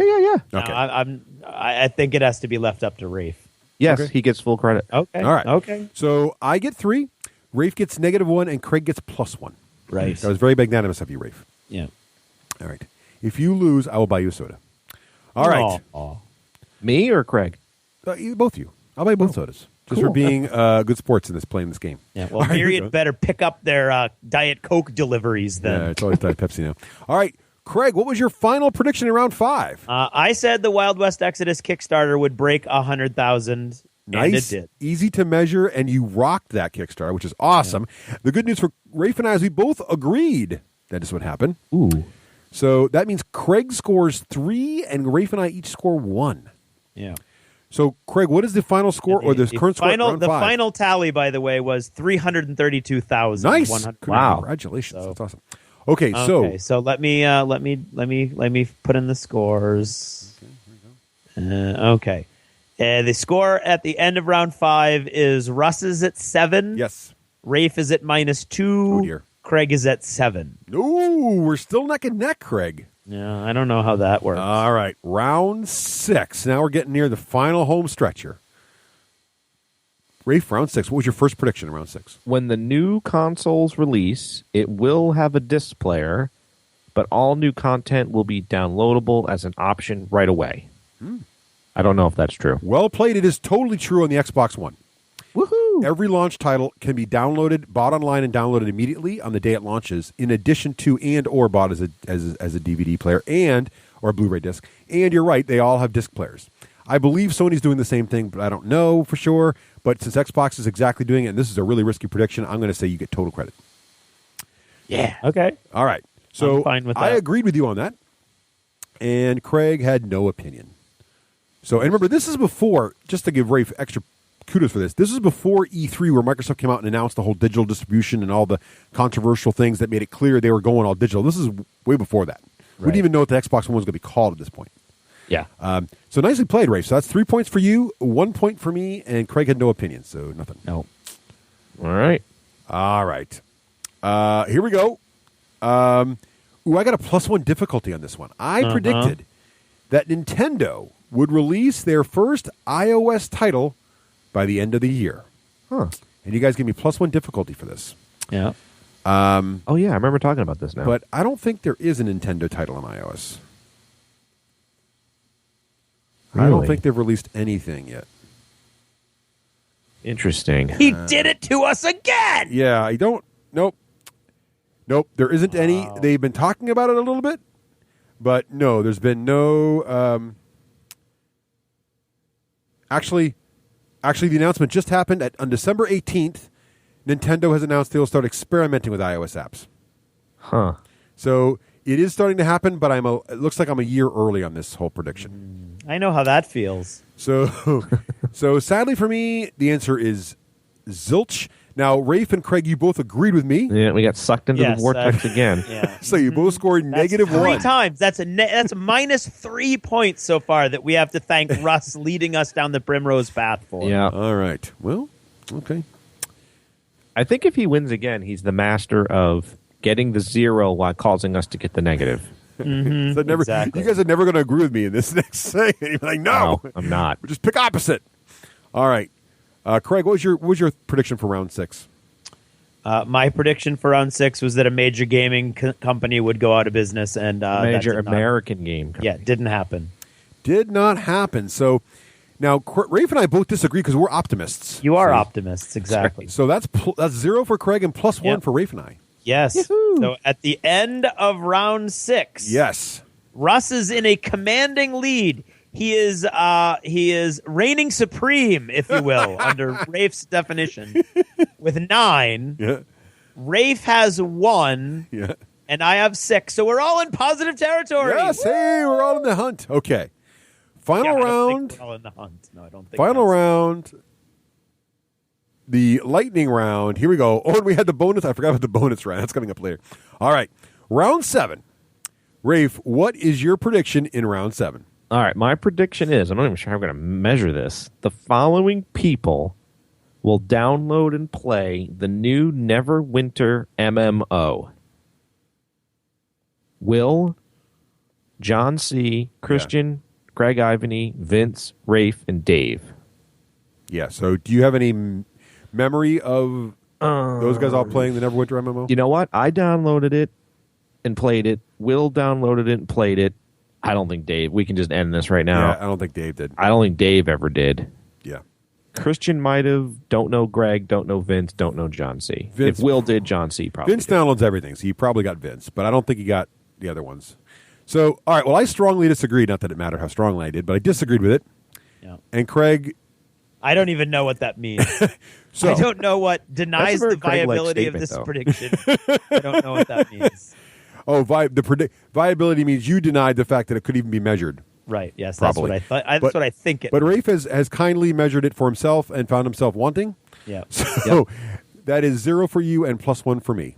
Yeah. And I'm going to say, Craig, yours is a no opinion. Yes. Okay. Yeah. Vote of no confidence.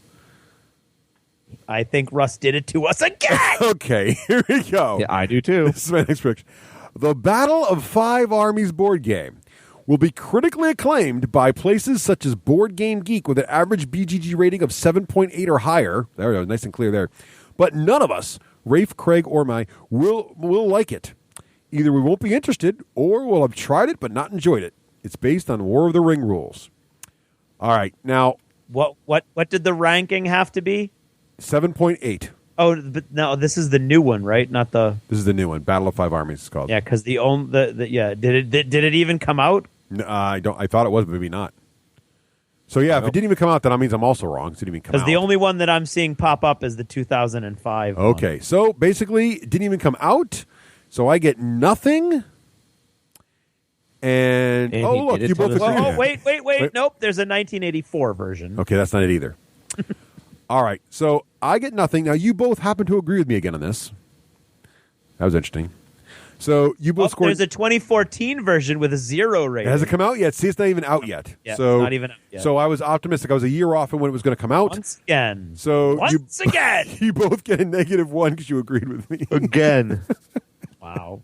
Rafe, not to put too fine a point on it, but that puts you back down to 0. Okay. All right. So before the final question that Craig's going to give here, what is our score going into the final question here, Craig? That would be Russ at 10 Okay. and Rafe at 0 Okay. and Craig at 5, which I actually think should count now as Rafe's definition of reigning supreme. Yes. No, it's actually your definition. Yeah, this is my right. definition of Right reigning now supreme. And the world's definition. All right. Just Good, not 'cause mine. That means I'm Iron Chef territory because I'm reigning supreme. All right. So here we go. Craig, what was your final prediction of 2013? I said by the end of 2013, none of the Kickstarter competitors will have gained any traction, so Kickstarter will still be the big daddy. Nice. All right. Excluding Indiegogo. Which is interesting. Excluding Indiegogo, Well, which I think it's still bigger than Indiegogo also. I don't have any hard metrics on this, but I think you're totally right. Well, there was a game-only Oh, yes. crowdfunding thing that That- died. That was a flop. Yeah, that was a floppity Yeah, flop and flop. so- Craig, Rafe and I both agreed with this. Yep. Reese, however, your son disagreed Yes, with you. my son. I don't know what my son was doing when we how he got in on this. He but showed up and did said, "Dad, you're stone disagree. cold wrong." Basically, He did. Yeah. Yeah, I think however, you did say something bad like news that, for but- Reese. He gets -1 because you were right. Yep. So, but Raef and I. So, Craig, you score 3, and Raef and I each score 1. Does that get Raef out of the zeros category? That'd be nice. That did. All right. Woo-hoo. It did. Now, here we go. What is the score going into the bonus round, Craig? The score going into the bonus round is Russ at 11, Raef at 1, Yep. Craig at 8. Now, the way I believe we decided to make the bonus round work was you get to predict who was going to win Yeah. the whole thing, which counts as another 3-point prediction. And this has to happen before the final point. So if you are within 3 points of me, Craig, and you predict correctly who is winning, and I do not, you can then usurp me. Right? You can steal the win. Okay. So, Craig, who did you predict as being the winner this year? I predicted Russ would be the winner this year. And Raef, who did you predict as being the winner this year? Russ. And I predicted Raef. So I scored 0. You each score 3 more onto your score. Yeah. And now, what is the final standings, Craig? The final standings are Russ at 11, Raef at 4, and Craig, who doesn't give a crap, at 11. Nice! It's a tie! Woohoo! Our first tie ever. Sadly, that means Russ does not owe me a Coke. No, that does not. I only owe Raef a Coke now, so that worked out. Which is what I predicted anyway, so that worked out. Right, so there you go. So somehow Russ still wins. So there it is, folks. That is the results of our 2013. I have to say, I think our more stringent rules on predictions made it a lot clearer to judge. Made it a little easier. So, well, that's true. So coming up after this short break, I'm calling for a recount. after this, I want some political lawyer out there. No amount of recounting will save you from 4. I don't like this ending in a tie. We need a tiebreaker in the future. All right. Well, the tiebreaker is. Well, I'm perfectly okay with saying Russ won. No, that he didn't win. Bonus, you tied him. It's a tie. That bonus round is bogus. So Ken. Yeah, I don't know Craig, if the bonus round's really worth 3 points. No, but this is what the magic is now. Now Craig has the momentum. He's stolen the victory from me. He's in tie. Now we're going into 2014 prediction mode. Here's where Craig can take that momentum and turn it around and be the reigning supreme predictor next year. There's only one way to find out. Will you agree with that? You have to tune in a few short minutes and listen to our predictions for 2014. You could just call me the Oracle. Yes, of Delphi. Yes. Or maybe of Nashua. Or Bedford? Of Bedford. The Oracle of Bedford. Yeah, wicked awesome Oracle. Wicked awesome. This is the D6 Generation Podcast. More fun than Merchant of Venus. Wait, what? Who writes this? That's impossible. Hey, welcome back. Now it's time to talk about our friends at War Games, Soldiers, and Strategy Magazine. Right, Craig? This is absolutely one of the best gaming magazines you're going to find. And it's focused on historical wargaming, but it's got so much more. It really does. What I love is and I say this every episode, but it's so true. Every scene in this magazine is miniature diorama at its best. Yep. Fantastic painting, fantastic scenes, and they have these awesome themes. What's the latest theme, Craig? Well, the theme of issue 70 is the twilight of the successor kingdoms. Ooh. And I think what we're looking at there is Egypt, I think. An elephant-style wrestling. I love me some elephants, Craig. I have no idea what that is, or what it has to do with war games. About elephant wrestling is to get yourself issue 70 of War Games, Soldiers, and Strategy Magazine. They have they got elephants in there with the howdahs and the guys with the long pointy sticks stabbing the poor guys down below the elephants. Of course, it's to follow the Roman Empire, exactly. Russ. Hannibal, baby. That's there you go. Oh, yeah, so check it out. Successor kingdoms. Right. Egypt. The Ptolemies, they're involved. See, that's what threw me off. Always involved, so check it out. And that's this magazine has everything you'd need to do all this different. I mean, it always focuses on the theme, which is what I love, but then there's other things on top of that because you've got a little bit of everything for everybody. And don't forget all the missions in here and the quality of the I mean, really, there's not a single place where this magazine falls down. There's not a false note here. Get on over to WSSmagazine.com and make sure you use the code D6G to save a little coin, whether you purchase back issues or subscribe. Yeah. This is Total Fangirl. Regular Jane most days, Total Fangirl when the moment strikes. Han shot first. Starbuck is a guy. And Lestat, now there's a vampire.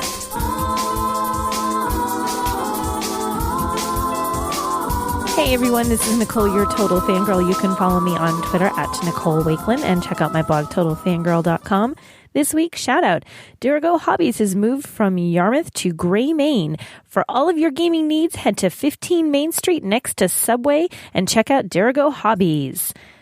This week's segment is going to actually be about an experience I had with my kids the other day that started off as dinner and ended up as a very game-related moment. We go out to eat a lot, pretty much because I hate to cook.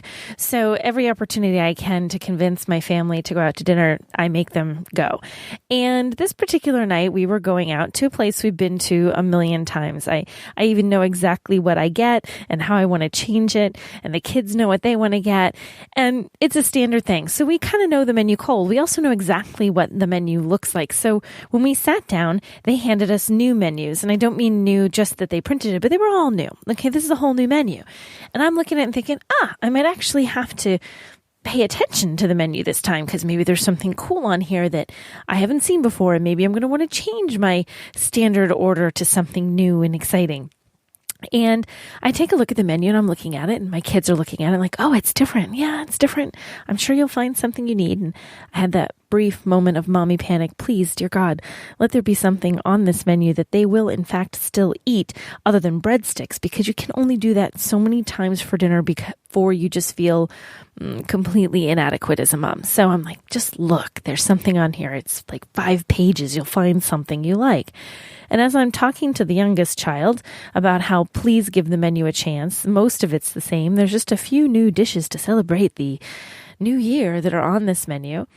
I see my older daughter sitting on the other side of me, and she's not actually reading the menu. She's kind of looking at it sort of strangely. She holds it up to her nose and kind of looks off, and then she holds it up again, and she's like sniffing the menu. And I'm beginning to worry. And I thought, what the heck is she doing? Why is she sniffing the menu? I'm thinking, well, there can't be something on it that suddenly caught her attention because it's a brand new menu. It hasn't had a chance to get sticky and gross. So I look over at her and I say, Rose? She's like, yes, Mama. And I said, why are you sniffing the menu? And she looks at me and breaks out this huge smile, takes another big whiff of menu and says, it's got new game smell, Mommy. And I realize, as I too hold the menu up to my nose, and as my youngest holds the menu up to her nose, that it does in fact have new game smell. That special combination of cardboard and ink that hits you the minute you open a box for a new game. This menu smells like a new game. It has that perfect, wonderful smell. So my daughter wasn't looking at the menu at all to decide what she wanted to eat. She was looking at it and happily smiling because it made her think of games. New game smell in a menu. And although people were casting us somewhat odd glances as the three of us sat there smelling the menu and laughing about the fact that it smelled like a new game, it made me really happy because not only does my daughter identify what new game smell is, which is like, yes, gold star for mom and dad, but she actually likes that smell and it makes her happy and it makes her smile. The smell of a new game brings a smile to my daughter's face, even if that new game smell is actually coming from a menu in a local restaurant. So the fellow diners can look at me as strangely as they want to. I totally win at momming.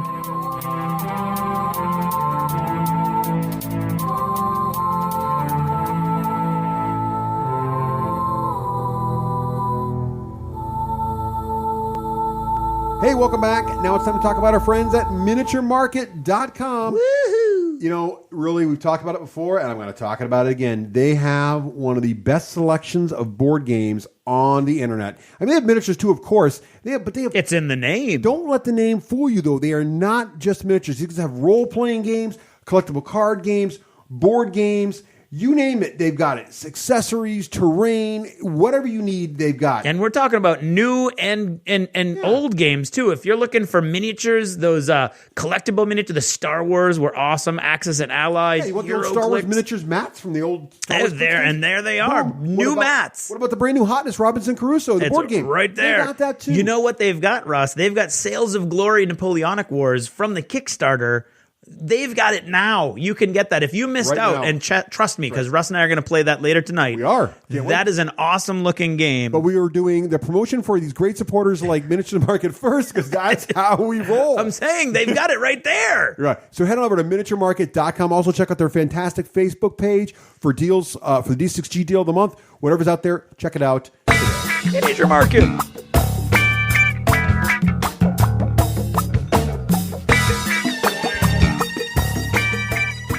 I'm Raef Hollywood Granger, and this is the Hollywood Minute.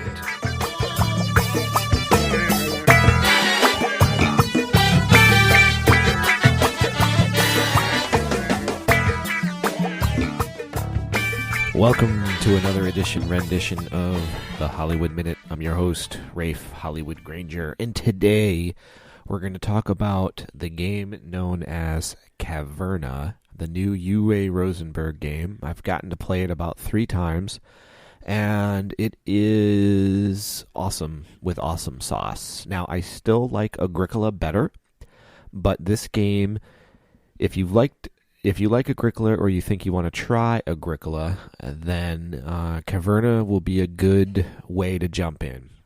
So first of all, it uses some of the same mechanics, but they change a couple things that I'd like to highlight here. This is going to be a mini review. The first thing you need to know is it's the same concept in that you're raising a farm and you're also inhabiting or furnishing the inside of a cavern. Instead of farmers from medieval time, you're playing dwarves. And inside your caverns, you do really cool things like build tunnels, build mines, and inside those mines, you can set up rooms. And in those rooms, they're either VP multipliers, or they give you different abilities with your food or with your animals. For example, there's one room called the Cuddle Room, and that lets you have 3 sheep in there. Pretty funny. The things that I like that are different is that Agricola is very hardcore in that if you're making your strategy and it's your turn and somebody jumps ahead of you and snags all the clay and you needed clay to build your room, to grow to have a baby, to have another person, you're screwed in Agricola. Not so with Caverna. There's 2 different resource paths. There's your traditional put your worker on the board to grab the clay, the wood, the stone. But there's another path called exploration, where you want to think about your little dwarf going off into a dungeon delve. Very simplistic, you're not fighting anything, and based on the dwarf's weapon strength, you go to that level of the dungeon. And again, this is all kind of theoretical. You don't literally go to that level of the dungeon. There's no dungeon levels on your player mat or anything. But you have this player card, and let's say you're weapon level 7, you're able to go to the 7th level, and then from there it shows you on your card what items you can obtain. So it might be a sheep, a cow, a donkey, a mine, a ruby, a sheep, a pumpkin to act as a seed, hay, 3 food, things like that. So your dungeon delve is another path to resources. And so what that means is that if somebody uses the worker placement model and snakes up all the wood, you do have the ability to go in your dungeon delve to get different materials that you may need to complete your plan of how you're building it out. I often think of Craig in this kind of scenario.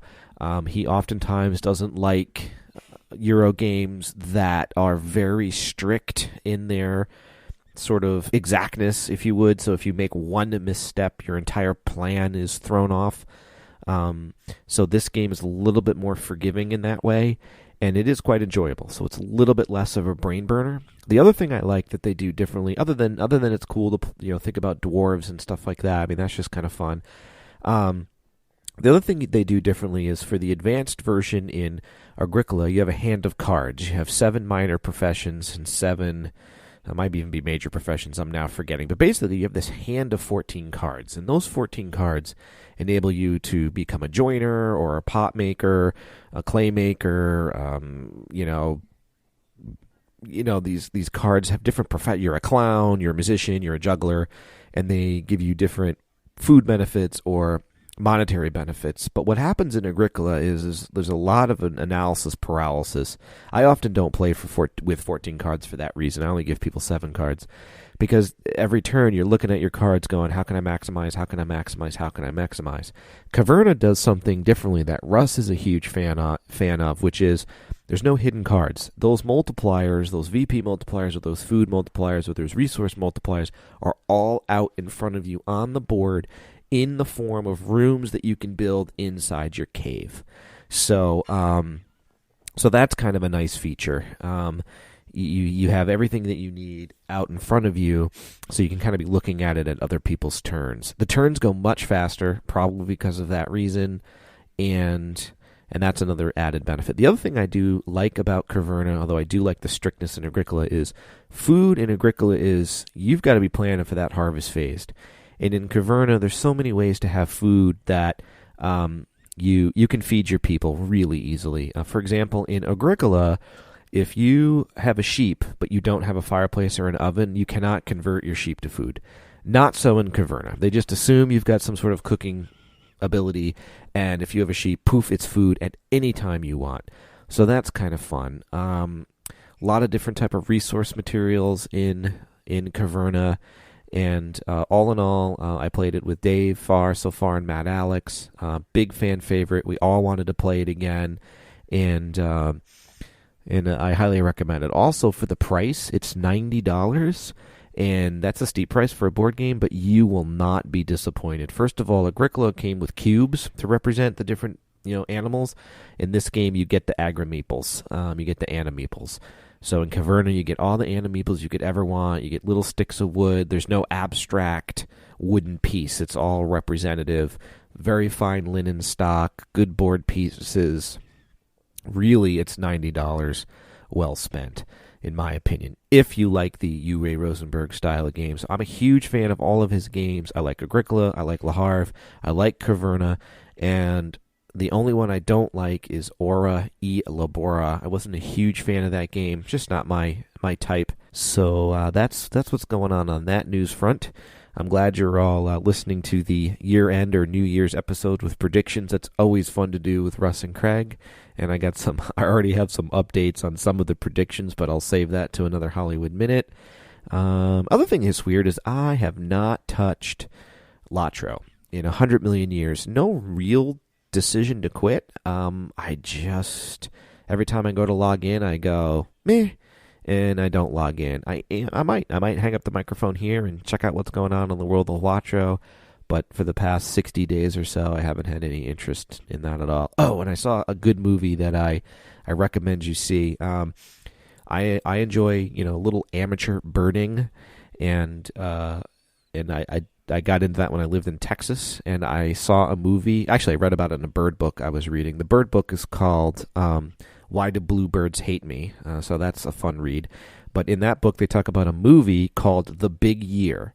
And the movie stars Jack Black, Steve Martin, and Owen Wilson.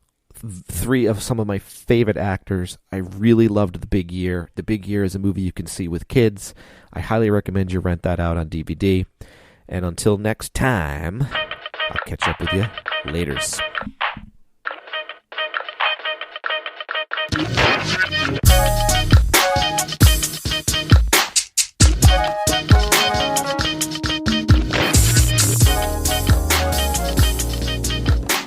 Welcome back, and now it's time to talk about our friends at Game Salute.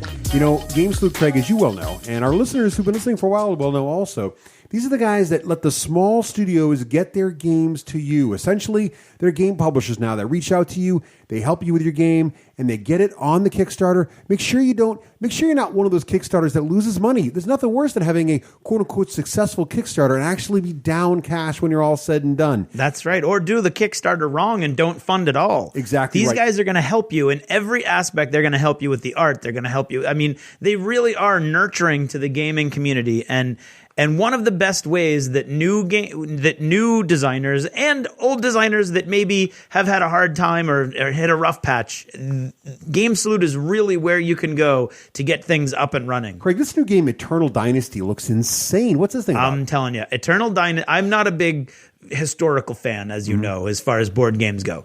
But Eternal Dynasty to me sounds awesome. It's set in feudal Japan, first of all, and it's put into a framework that I can totally understand because you've got a certain number of turns equal to the number of players in the game, but they're not turns, they're generations. Oh, nice. And you've got a different ruler for each generation. So you're looking at Would you call it a dynasty? It would be almost like hopefully not an eternal dynasty. That would be a long game. But maybe that's your goal, to be the eternal dynasty. That's true. There you go. And that's the key. So what you're doing is every ruler has his strengths and his weaknesses, and you're going to have to adapt your game as your rulers come up and you lose your old ruler and your new ruler comes in, and there's fighting there. I mean, there's all kinds of cool stuff, and it doesn't look like it's too long a game. They're saying about 20 minutes per player by the time you get things down, and it's 3 to 5 players.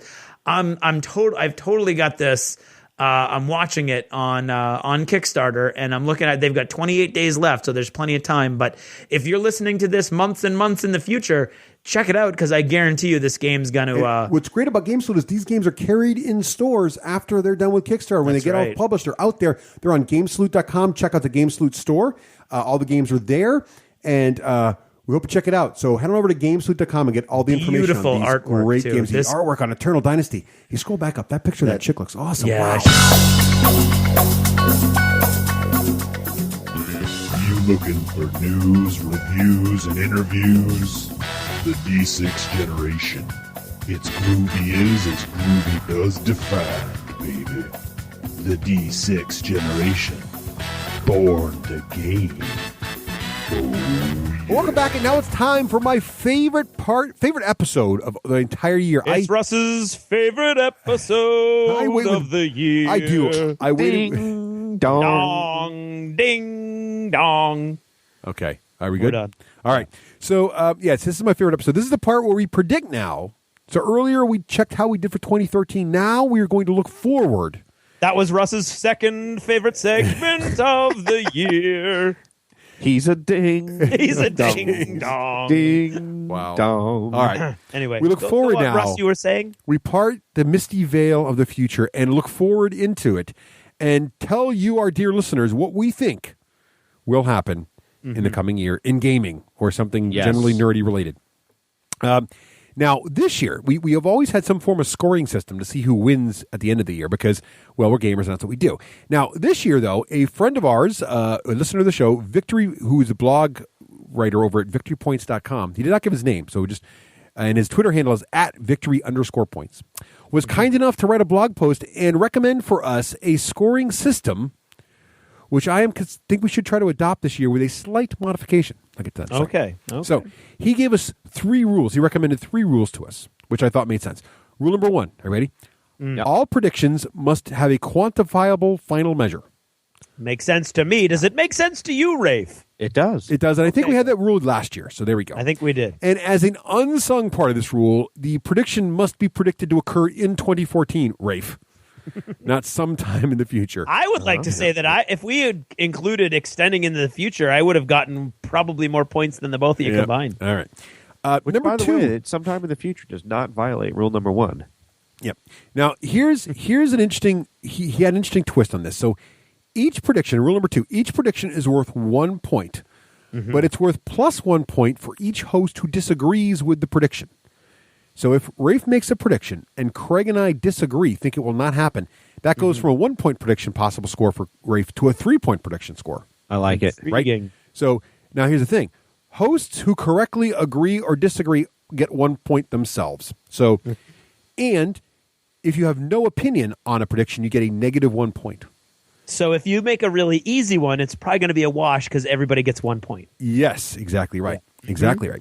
Now, he had also recommended, and I think this is the modification I think we should remove, which is if you are wrong about your prediction, you lose the score your prediction was worth. You get negative. So if your prediction was a +3 prediction because 1 point plus 2 people disagree with you and you were wrong, you're going to take -3. I don't like that, though, because it discourages challenging predictions. So I would like to just say positive points only. The only negative point you get is if you have no opinion. What do you think? Yep, I agree. All right. Craig, you done with that? No, I think you should at least lose. No, I have never understood why you don't lose any points if you're wrong, so I disagree. You got to lose full points if you're wrong. I don't know about full points, but you should lose at least 1 point if you're wrong. -1 if you're wrong. Okay, fine. I'll write that down. Negative run. Yeah, I don't understand why you would not lose any points if you're wrong. If this whole thing is based on being because right, you could just pick easy predictions for fear of being wrong. Right. I still don't think that you should. I think there should be a penalty for -1. predicting. But never had the -1. I'm with you. Okay. Now, Craig, we have to remember that I think Russ dupes us by picking predictions he knows won't succeed. Right, but if he we'll does agree that, on. Rafe, but if he does that now, it's a wash where we all get -1. Yeah, I agree. Yes. See? Yes. There you go. All right. So that little trick It's that he gone. pulled off 3 times last year won't work. Well, also, no opinions now -1 point, so I can't Yes, pull the no I saw opinion. that, yeah. Now, rule number 3: all information must be public. So that means if you have any inside information, you must disclose it, which I think you did before too. So that's pretty much So the I whole. can't say Wild West Exodus will have a model called Bob. Yes, you'd have to. You could, but you'd have to tell us both that you knew that with inside information, so we could agree or disagree with full just be knowledge. silly. Right. All right. I know this because I've seen the document. Oh, And that's then cool. we say 'cause you correct. Then it's a wash. Because if we all agree your prediction's only 1 point, we also each score a point as well, so everybody gets equal points. I like this. Again, This it's a wash. is a pretty good Yes, system. I think it's good. It's a good system. VictoryPoints.com. Which makes me feel like you should leave the No, penalty. I really part don't like the alone. full -3 thing because then basically no, I don't like that part. Let's just try the slightly modified version. Okay. All right. So we've each predicted 7 different things, and we're going to go through rounds here. So in round number 1, Rafe, what is your first prediction? Okay. My first prediction is for 2014, quantifiable. Yes. The Xbox One will not sell as much as expected. Wait for it. According to CNET. According to CNET. So is it going to be a story that CNET says Xbox sales are disappointing or something? Yes. All right. So whatever CNET reports. All right. What do the killer is that robots the right from, source for that, Russ? What Or do is there the a killer better robots source? from Terminator care about that? I don't know. But Oh, that's Skynet. Sorry. Is that the right source, Russ? It's a source. I mean, you could pick any out of a hat. So I well, don't but know, is that a good one that tracks that? CNET will probably run a story about that at some point if it doesn't do well, I guess. Yeah. Okay.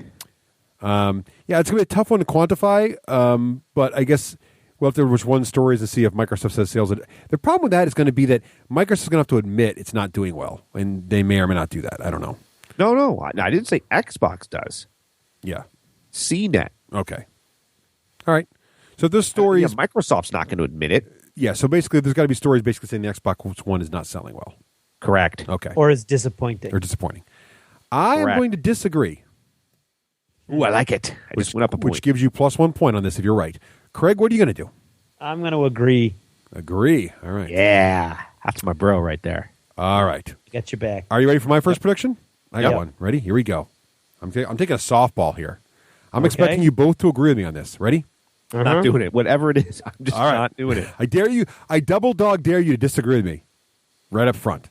Yeah. In fact, this is going to be like Texas Hold'em. I'm going to ask you to disagree with me right now without looking at the cards. Rafe, are you going to disagree with me right now? Disagree. There it is. You locked in? All right.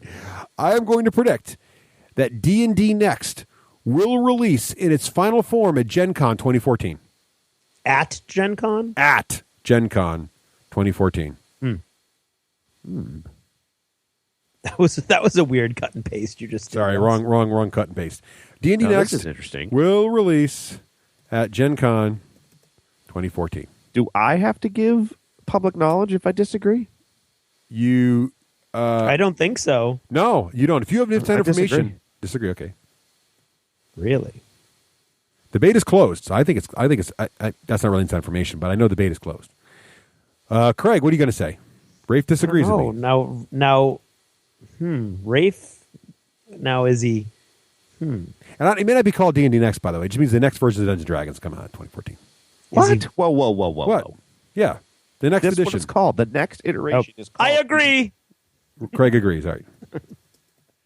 All right. I think I sensed what just happened there. All right. Okay, ready? I'm going to clarify my prediction. The next edition Yeah, okay. Yeah, that's fine. Like you're thinking if they suddenly change the name? Yeah. Yeah, because it probably won't be called D&D Next. That's just the code word for whatever it is. Oh, okay. All right. Craig, what is your first prediction for 2014? My first prediction. Oops, that didn't work. So I got one disagree and one agree on that one. I'll take that. That's easy to do that too, right? I'm liking no one's no opinioning so far. This is working well. I like the new system, Victory Points. Yep. I'm trying to help you out here. I am going to say that Rafe will have played more than 2 new games, new to Rafe, at the end of 2014 or whatever his self-imposed limit is. So you're going to... It's not going to happen. So, Rafe, how many did you say you're allowing yourself 2, right? 2 in all of 2014, basically. Correct. Okay. Yeah. So that's my... So you're saying Rafe's going to fail his quest? I am.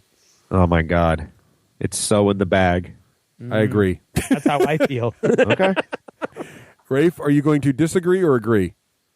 I disagree. Disagree. Okay. Now, You know what I feel like I'm doing, Rafe? I'm I know. putting assurance that you will fulfill your goal. You're I'm helping being me. a good friend. Now, we should also say that none of us, this is all secret, none of us have seen any of our own predictions at this point. correct. We're hearing them for the first time on the air as you are. Yeah. So, so there may be duplicate predictions in here. I'm not saying I did. I'm just saying if there are, it'll be proof that there was no preconceived. All right. Rafe, what is your second prediction? I myself will break my own thing. It's up to me already, huh? All right. Yes, it is. Uwe Rosenberg's new game. Wait. Didn't you predict this last year? You have a Uwe Rosenberg prediction every year. I'm going to have a Uwe Rosenberg every year, I've decided. All right. Okay. But the new game, the Caverner game, I don't know the full name of it. If somebody wants to look it up in Board Game Geek. The Dwarven Cavemen game? Yep. Yeah. Fans, critics will like this game better than Agricola, quantifiable by Board Game Geek. Like BGG it more than- score? so it's a BGG score will be higher than Agricola? Yes. Okay. That's pretty big. That's a pretty bold statement because isn't Agricola like the highest rated game on the Geek or something? Yep. Wow.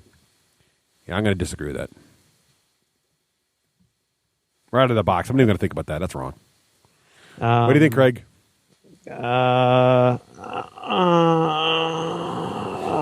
I think that I will say that Board Game Geek is not very easy to navigate. No, I disagree also. All right. Well, that's a 3-pointer, Rafe. Plus You're right. 3. There you go, Rafe. All right. That could be a huge swing right there. Yep. My second prediction. Are you ready, gentlemen? Mm-hmm. This one's going to require some serious thinking because there's got some serious stuff going on here. You ready? Uh-oh. Okay. Yeah. All right. The third Hobbit film. Yeah. Are you ready? Yeah. The third Hobbit film will do the worst of the 3 at the box office, i.e. it'll have the lowest total revenue, but it will have the best score on Metacritic. Oh, interesting. So critically, it will be the highest rated Hobbit, but it will be the lowest grossing Hobbit. And so just so you know, in Metacritic so far, the first Hobbit film was a 58. The second Hobbit film was a 66. So it's trending correctly. And the second Hobbit film in its opening weekend did worse than the first Hobbit film. So I am just betting the trend here. Not to influence you one way or the other. You may want to disagree. Now, here's a problem with this. Like, what are you talking about when you're talking about how well it's doing financially? Because the movies, the 2 original Hobbits will have had months of in the first, release let's say the behind first month. In the first month. Can you isolate that Yeah, data? you can. Well, because every year, well, let's say opening weekend, because they've already compared the opening weekend of the second film. Opening weekend, I know you can. Yeah, so one is called opening weekend. Let's call it opening weekend. Okay, so you're going to say it's a weaker opening weekend, but it's going to have a higher Metacritic rating. Yes, that's what I'm saying. Okay. Rach, you're disagreeing? Yep. I think I'm going to disagree as well. Oh, I like it. That's in the bag. Yeah. Right. That's one way to look at it. All right.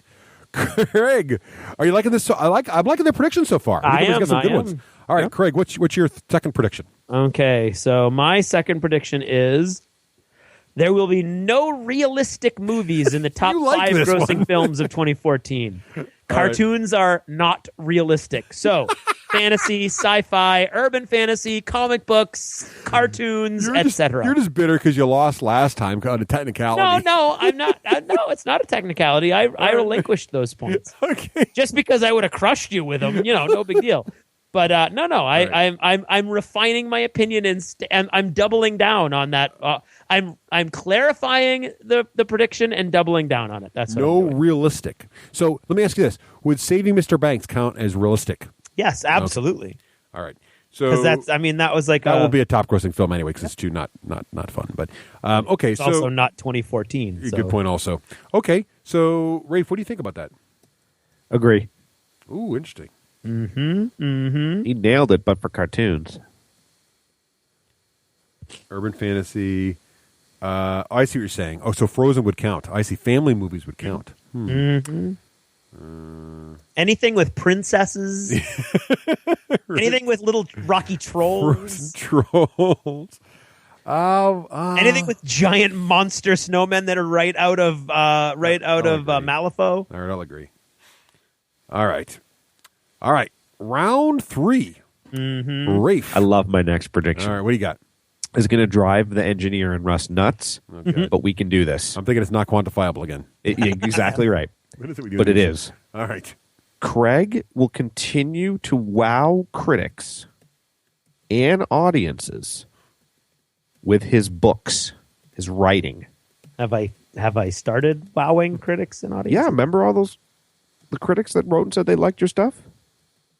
Yeah. So how do we define this? Is his Amazon rating for his second book got to be as good as his first? There's more. And scores a writing deal that blows his socks off. And that's a quote. Blows his socks off. Okay. I love how quantifiable Here's these what are. I'm aiming for. Savage Worlds asks him to write something. Nope, doesn't count. David Weber asks him to write for him. That counts. Wow. It's not just David Weber. Mm-hmm. Okay. No, I get it, and I will be honest about having my socks blown off. That's what I'm going to say. It is Also, quantifiable because Craig will be on. He'll be like, no. Craig may be sitting on actually, inside information now too. That would make us difficult. And I don't have any. Okay. I don't. All right. So I don't have any. So you're saying, okay, this seems. I'm not the lawyer for Craig. This seems vague, but something I trust you both to be. I trust Craig to tell us the real truth on. So yep. So, but the WoW critics part. Do you just basically mean his Amazon ratings and his Barnes & Noble ratings are higher on the second book? I'm just saying that he's already. That's me complimenting Craig. You can delete that. So the first sentence is not relevant. The second, it's really that just sentence is not relevant. The deal's the deal. Mm-hmm. Right. So he gets another really exciting deal. Okay, that sounds good. Craig, what are you going to do? This is awkward now. See, now the superstitious person in me, right? You've got to disagree just because you'd rather lose the point and get the deal. Mm-hmm. You have to. I'm gonna disagree. Nice. I'm also going to disagree to help Craig get his bonus deal and Rafe score some cheap points. That's what we'll do. All right. My third prediction. That was a good one. Rafe. My third prediction. Here you go. Ready? You guys are going to like this one. It's about Games Workshop. Uh-oh. Here you go. How to get a Games Workshop prediction in here. Yep. Ready? Games Workshop will release a Hero Quest boxed game this year. Ooh. Yes. Disagree. Based on the giant Kickstarter that was shot down, that made almost $500,000 in like a day and a half. Yep. All right. For those playing at home, I'm playing Russ blind. So Rafe, anybody who plays Caribbean Stud knows what I'm talking about. Rafe is disagreeing, or Hold'em. Craig, what are you going to do? And it's going to be now. I could play this and be mean, Russ. Yeah. Because Games Workshop never released Hero Quest. Or what do they call it? They released Warhammer Quest. What's the Hero Quest? Is that Milton Bradley? Yeah. I see. Hero so Quest. I think what you mean is the Warhammer Quest, which is the variation. So now, having clarified that, yes. I disagree. Okay, because Games Workshop is known for its dinosaur speed and its complete failure to take advantage of excited fan bases. All right, fair enough. I will be the optimistic guy there. That's why Craig can value if he's gotten a deal that blows his socks off because he's honest. Okay, Rafe. Craig. No, Craig. Yes. What is your next prediction? Prediction 3. My next prediction is There are currently I'm going all quantifiable. See, we are. There really are good. currently 270 active gaming projects as of today on Kickstarter. All right. Huh. On the day we record the results show next year, there will be fewer gaming projects active. Wow. Oh, wow.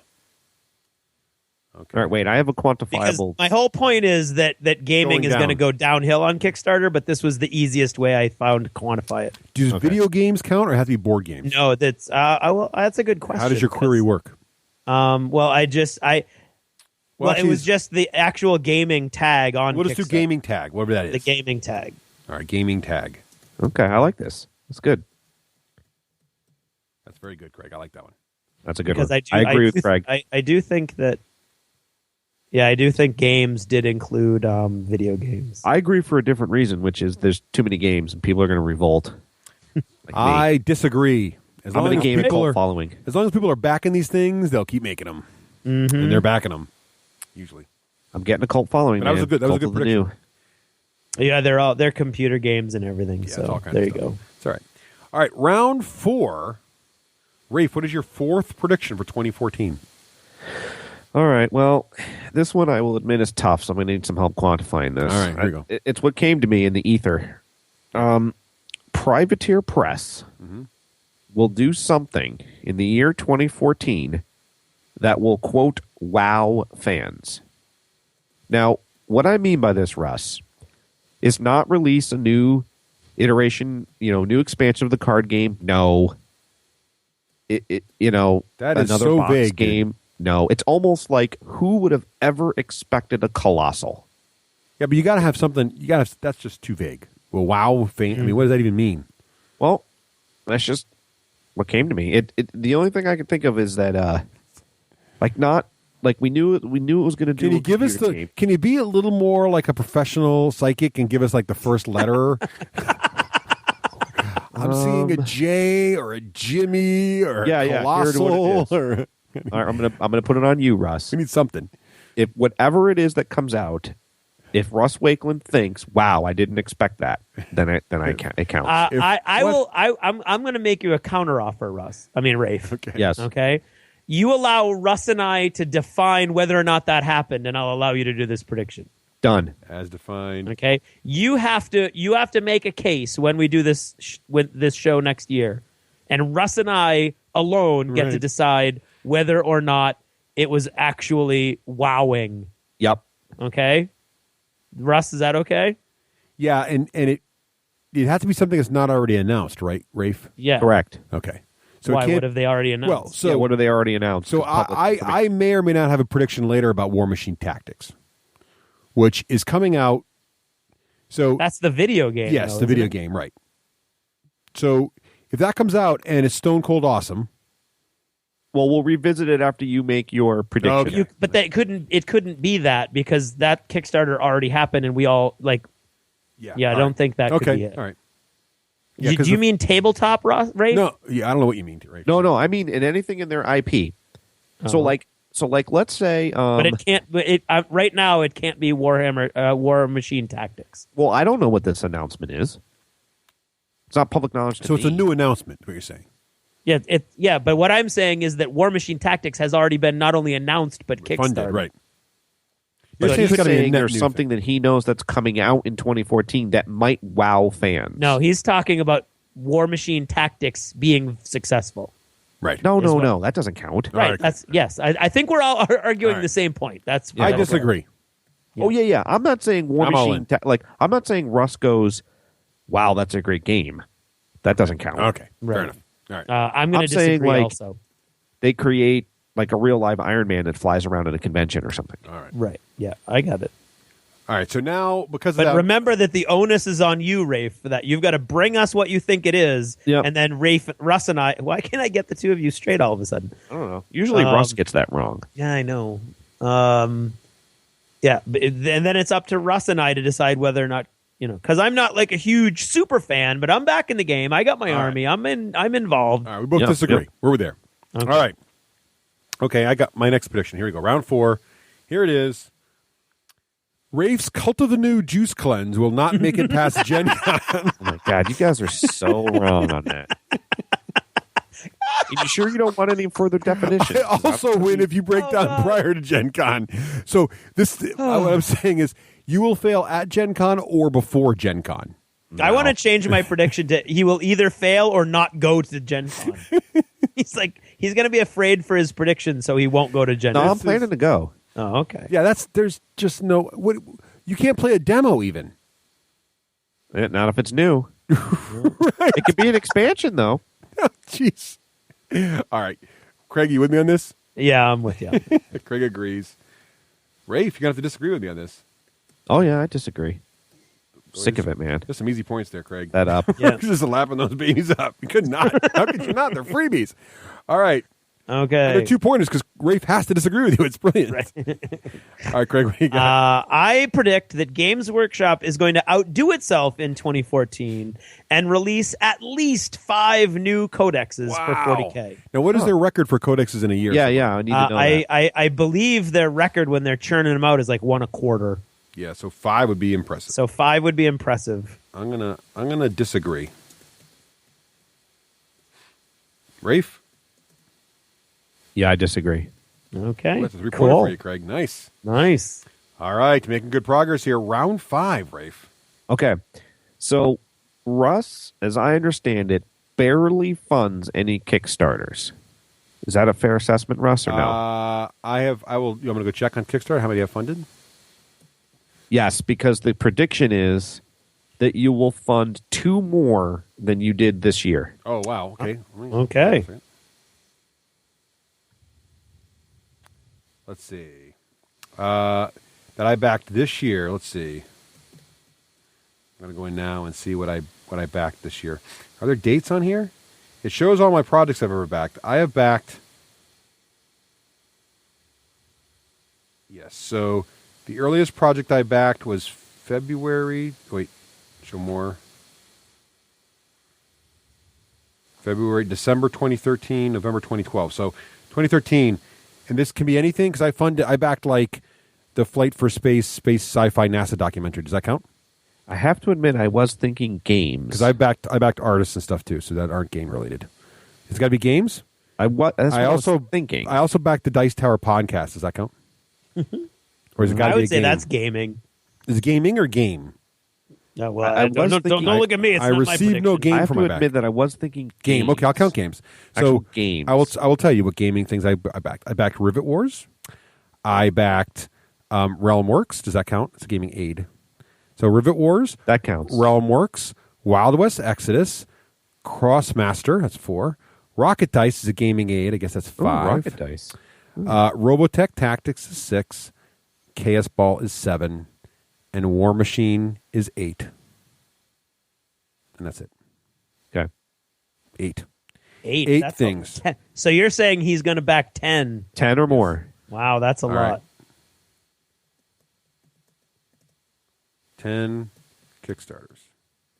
Gaming related. All right. I don't know if I'll go to 10. Craig, what do you think? I'm going to disagree.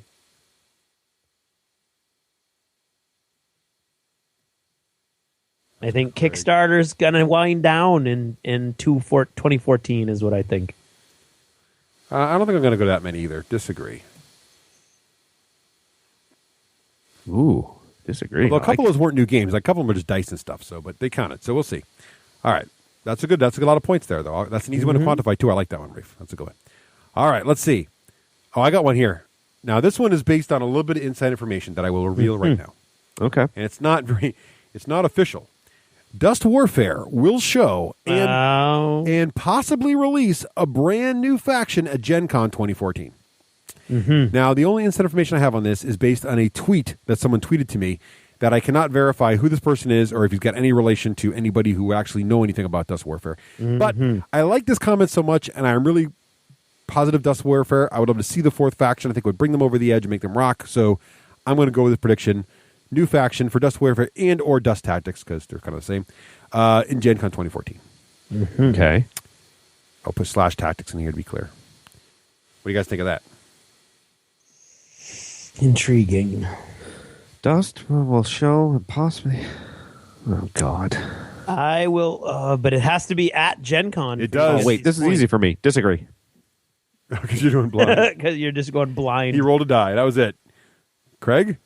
Oh, at Gen Con. I'm going at Gen Con, yes. Because that's what the tip was. I got a tip from a tipster. I'm doing this to remember, because if it's right, then I'll know the tipster is a real person and he knows his stuff. And I'm going to watch for him on Twitter. So intriguing concept. Yeah. It's kind of like favoriting a tweet. Let me see. Give me a second. You could always opt out and get -1. I already did that. No, in my head I did. Agree. Agree, okay. All right, when in doubt, roll the dice. That's Okay. right. That's the only problem with the no opinion being -1. You might as well guess. Right, exactly. Yeah, that's the only problem with that. Because, and I'm doing this in the order I wrote them down, so I don't want anybody saying that this is shenanigans. Okay. Because my next one is a new faction for Dust Warfare will be released before the end of 2014. There you go. Oh my gosh. Or announced. I said released or announced All right. by the end, so I didn't say at Gen Con. Well, I got to agree with that. If we record before the end of the year, we will. You've got a writer on this, though. What's that? You've got a writer on this bill. Yeah, but I don't. Yeah, if it does release in 2014, a new wave of excitement will see Dystopian Wars be the go-to game for at least 4 consecutive game nights. But I don't need it to be a writer. All right, I just put that on I'm there. in anyway. I'm all in. I want Dust to come Okay. back. I'm ready for it. I agree. Rafe agrees. There you go. And you disagree with my other one, huh? Yeah, I know. Well, yours is very specific, Russ. It is. That's true. I have said 365 Which days. is- Not only that, but even just an announcement would do it. But you have pinned it to 4 days. But it's awesome because the new system makes mine worth more points than yours. That's true. So there you go. Yep. Because Rafe disagrees. So I appreciate that, Rafe, for giving me more bonus points. All right, Yep. round 6. Second to last round, Rafe. What's your second to last prediction for All right, a 2014? little bit hard to quantify, but I think I can nail it Oh, down. here we go. Aren't they all, though, really? All right, superhero movies. Again, this is just fluff. This isn't the piece here. right. We'll continue to wow fans. Okay, big deal. He likes the word wow.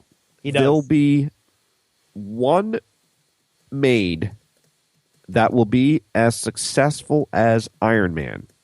Iron Man, first Iron Man or Yeah, Iron Man? the first one. Now, here's what I mean about that. Make as much money? Yes. No, I don't know yet. 'Cause Let that me would get it be out all easily- the way, that and would then, be- Craig, you can help me quantify it. Okay. What I mean by Iron Man is, to me, that was the first superhero movie that appealed to the masses. Yeah, I don't know how you're going to quantify that. I don't know yet either. But what I Although, mean you by know, it no. Box You office could should do work. your Metacritic. You could do Metacritic or Metacritic Rotten or box Tomatoes. office. Or box office. Yeah, Rotten numbers. Tomatoes. Okay, so What do we'll you mean? have Fans. as high a Rotten Tomato. Well, the fans are going to be like the comic book people, though. I think you want to go box office, Rafe. That's the only way to do mass appeal. But then the problem there is you have to do Inflation, like yeah. opening weekend, Yeah. just in Well, case here's it's what a I late mean. year. I don't mean that it's going to beat Iron Man 1. What I mean is that let's take some obscure superhero. I don't know. Moon Knight. Silver Surfer. And people are going to be like, oh my God, that movie was like freaking awesome. Way better than what everybody would ever expect. What about then let do this, okay? Rotten Tomatoes does a separate Haven't they already fan done that and with- critic.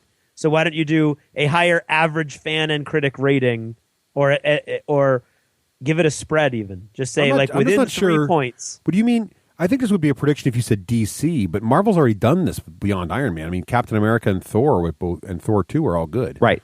And to me, what I mean is And so is those Avengers. are like well-known heroes. So what I'm saying is, to the audience, people are going to be like, I didn't expect to like blank, but I really did. So it's got to be an unknown hero Like based a on second tier hero. Just put Yeah, DC something in like here. As soon as you put DC in here, it's only been done with Batman. So just put DC in here. That's not Batman.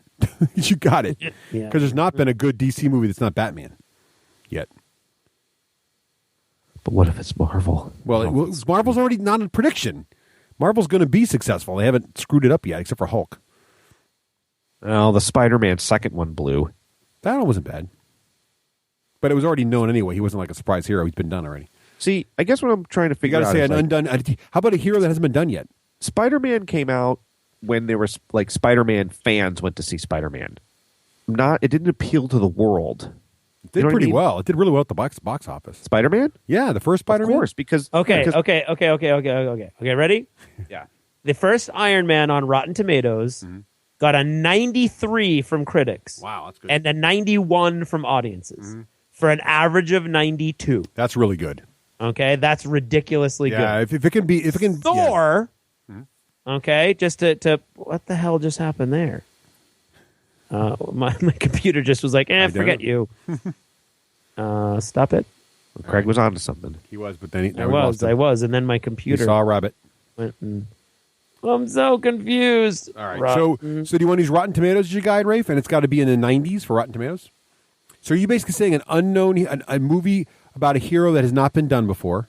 Yes. New hero, and he scores in the 90s for Rotten Tomatoes? No, because I'm not saying he's got to beat Iron Man. Scores I'm above saying 80. he has to exceed the expectations set before it. Well, that's really hard to quantify. So see, I'm begging what's Thor? you. My computer is now no longer even showing me Rotten Tomatoes for some reason. Oh. It's showing me like some HTML. I'll pick a better. If we can get back to what Thor did and what Captain America did, I can go. Yeah, it'll do better than that, or around that score, or whatever. Just pick an 80. Pick like 80 or something. Yeah, 80s. 80s. So I'll try to Thor was 77. Okay. Thor 2 was 65. Yeah, it'll be in the 80s. So 80s, okay. 80 and above. So it'll be a new hero and will be 80 plus on Rotten Tomatoes. Yep. All right. What do you think, Craig? A new hero that has never had a movie before. Well, I mean, I don't want to say like in 1976 there was No. something. Okay, a movie, a hero that has not had a movie since the 1990s. Yes. Okay, so before any movie they had to be in was 1989 or earlier. Right. Is what you're saying. That's what he's saying. And it's got to be in the 80s. Yes. I disagree. I disagree also. I think we've heard about it in the wings now to release in 2014. Because we would have. I don't know. I think we know all the hero movies come out in 2014, right? I think we do. Well, there's always surprise movies. Not so much. So it'd be kind of like what I'm thinking is like Kick-Ass, which did horrible. Like Ant-Man came out. Or Kick-Ass. Yeah. Did 80s. That's what I'm going for. Is Kick-Ass a superhero? No. Yeah. No. Well, it's a comic. It's a superhero comic. I don't think it's a superhero. He doesn't have superpowers, does he?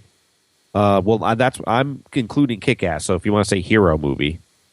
Oh, jeez. Are you comic movie? Here we go. Comic movie. There you go. Movie. All right. Okay. I'm still going to say disagree. I do too. All right. Okay. My round 6 prediction.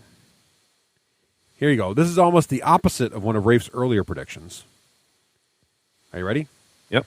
Once Titanfall releases in the spring, Xbox One will take a commanding lead in the console monthly sales in the U.S. and will stay in the lead for the remainder of the year. So the Xbox One will lead monthly console sales once Titanfall releases for the rest of 2014.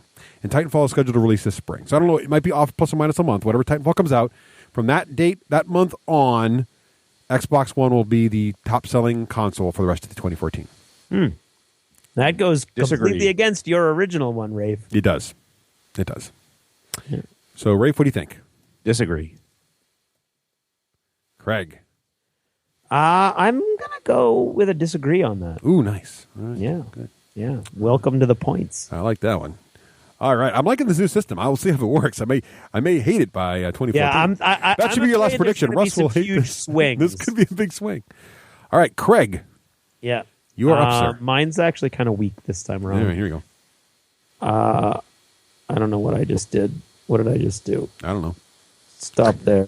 Oh, boy. His computer's on the fritz. Yeah, I know. This is really starting to alarm me. Here's a safety tip for you at home. That's not it. Don't do it, Russ. Don't do it. Okay, I'm over here and fascinating radio. here, and then I'm here, and then I'm here. Okay. Cut and paste Captain America: the Winter Soldier will open at number 1 and remain number 1 through the entire month of April. I love it. I agree because I love Captain America. I don't even know if that's going to be true or not, but I'm all in. When's it come out, Craig? April. I can't wait. Can't wait. I do like that franchise. Yeah, that's Got to be number 1 through the entire month. Yeah, and it that tells me no. And let me be upfront. And it does release at the very beginning of the month. Right, it's a tough prediction. I'm in. I disagree. Okay. All right. Grace's giving up some serious points here. Yeah. A lot of disagreement out there. Okay. Great. Excellent. Now we are in the final round. Round 7. Indeed. The one where it's all won or lost right here, folks. Rafe, what is your final, besides the bonus round, your final prediction for 2014? Ross Watson's a curse. No, I can't. I'm not allowed to give any predictions about Ross anymore. Yes, It's a joke. Yeah, don't. Okay. Don't do that. All right. The new game by our old friends and one of my very first interviews ever on the D6 generation, which was Flying Frog Productions. Their new game, which I had up and lost when I was looking up Ross. Can't remember the name of it. Hold on. It'll come to me. Yeah, you definitely want that. Brimstone? Yes, Shadows Over Brimstone, right? Something along those lines, yeah. Yes. Will score a higher average rating on Board Game Geek than all of its games. All of whose It'll games? be the highest ranked game. Board Game Geek? For Flying Frog. Flying Frog? Yeah, or for all Flying of, Frog. okay. For Flying Frog. Than any other Flying Frog game. Excuse me. All right. That's interesting. Okay, now I'm super, super concerned here. All right. I'm going to... I have no inside knowledge. That's interesting. Now, do you know anything about the game other than what's in it? No, I just heard Dave Farr mention it. I saw the Kickstarter, and I was like, oh, my God, this game looks awesome. All right. Man, I like Flying Frog. I like their components are awesome. Yeah. I don't think the game's rate very high. Western. Yeah, but I don't think Western. the game's rate very high on Board Game Geek because their rules are a little bit more for fun than for serious rules following. But it could be their best set. I don't know. Oh man, I don't really have an opinion. Right? I have to roll the dice on this one. You know, I'm gonna agree with you. Nice. You know, I think the way to play it is the metagame on this new scoring system is you want to agree because then your opponent gets less points if you're wrong. That's what I'm thinking. But I don't even know. All right, that's what I'm playing. Craig, what do you think? I am. I'm looking at their Kickstarter. Excuse me, my research department is. Nope, that's okay. I am going to disagree. Disagree. Okay, there we go. Yeah. Disagree. All right. Now, I don't know if this changes anything, but I just looked at their Kickstarter. Okay, so in the interest of full disclosure, they pledged a 30,000 goal. Oh yeah, they got $1 million. They got 1.3 and they raised 1.3 million. Yeah. That is a lot. Yeah, it looks cool. It's got lots of Cthulhu in it. You know, it's got lots of Cthulhu. Yeah, that's pretty much. I've learned that's all you really need to get a Kickstarter. You did lots of Cthulhu. Yeah, it sells. I meant to tell everybody. Cthulhu or naked girls. Naked women. Yeah, when I was doing my documentary, I was filming Cthulhu. I totally forgot to put that in there. Cthulhu is right. There you go. Cthulhu sells. All right. My final prediction, besides the bonus round, I've already hinted at, but it's very quantifiable, I think.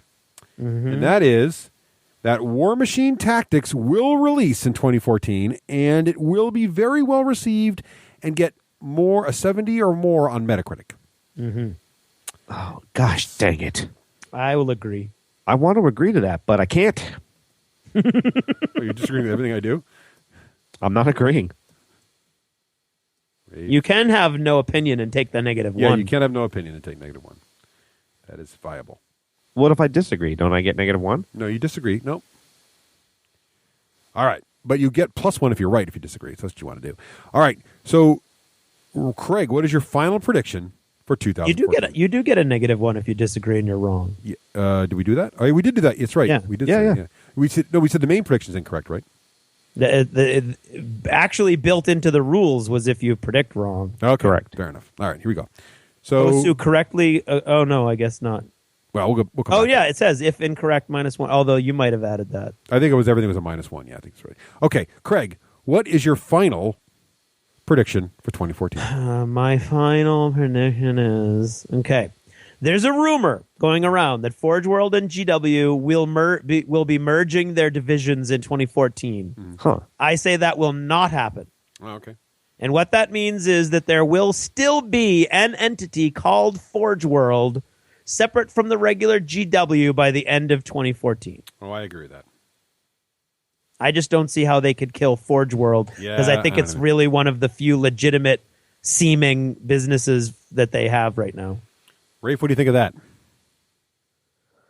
I want to disagree, but I might be getting wrapped up in the nuances here. So, not merge.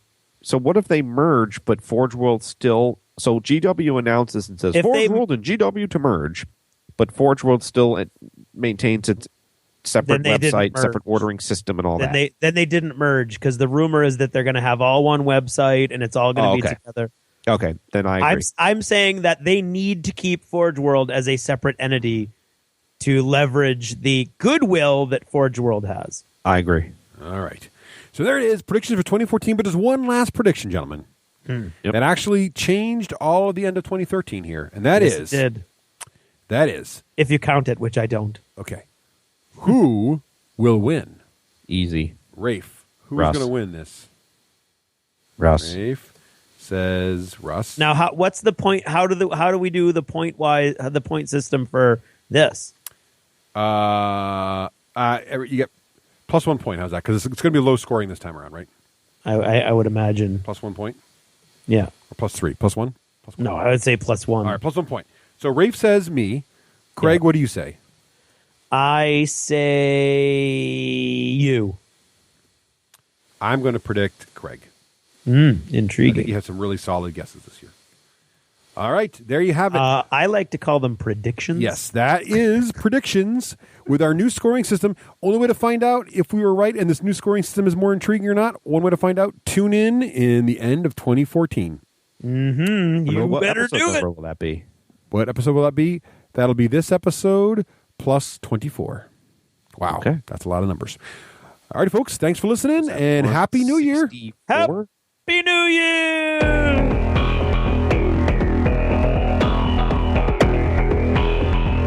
Worlds to conquer, foes to vanquish, violence to sow, and medieval crops to reap.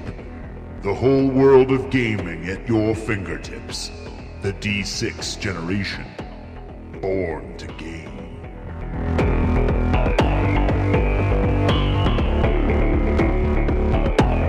Hey, and now it's time to talk about our friends at Cool Mini or Not, and man, do they have fingers in pretty much every pie. They do some fantastic Kickstarters, Craig. I am thrilled. I backed Rivet Wars when it first started. Yeah, you backed it to the hilt. I did, and I just got my big box of goodies. It was like Christmas. And when you get a Cool Mini or Not, so the thing is, when you see a Cool Mini or Not Kickstarter, pretty much if it's a theme you are interested in, you just don't should miss back it. Don't even miss it because, first of all, their games are fantastic. They are giant boxes, chock full of plastic. Oh, yeah. They look fantastic. They've been really getting good about pre-assemble. You don't have to put everything together. What's also great is the models look fantastic. You get so much stuff. When you get to Kickstarter level, you just get more stuff. Oh, yeah. Waves 2 still coming, but Wave 1 looks fantastic. The card stock looks awesome. Rule book's brilliant. Models are off the charts. I am loving Rivet Wars. I was just going through it the other day. I just really, really am pleased. I have not received a Kickstarter from Cool Mini or Not that I haven't really just fallen in love with the models. They are just fantastic. Really can't say enough good things about these guys. No, I mean, it's crazy. My first Kickstarter for Cool Mini or Not is Chaos Ball. Yeah. And boy, the updates have been flowing, and they're ahead of schedule. There are so many things that are wrong with Kickstarter that Cool Mini or Not does right. And even when they run late on some of them, which is rare, you know why, you know what's going on. I'm super excited about Chaos Ball. Me too. Can't wait. They're posting gameplay videos. They don't just take your money and then you don't hear from them again. They don't flood you every day, but you know what's going on, and it's always exciting. Yeah, so head on over to coolminiornot.com. Check out their fantastic webpage with all kinds of amazing paint jobs. They have some of the best painters on the planet working for them. Oh, absolutely. But then also... That's how they got their name. It is, exactly. And then go to their store and check out all the fantastic... They really are where miniature gaming and board gaming meet, and you have just fantastic miniatures, fantastic gameplay, and whatever kind of level game you want to get into. It's crazy.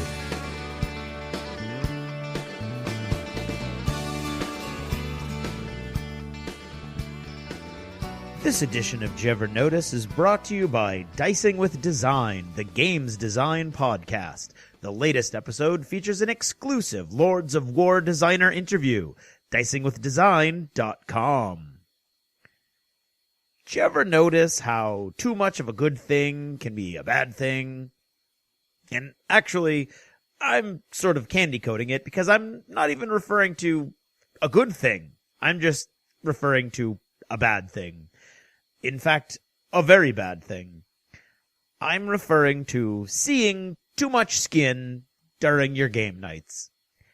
And no, I'm not talking about the girls. This time, I'm talking about the boys.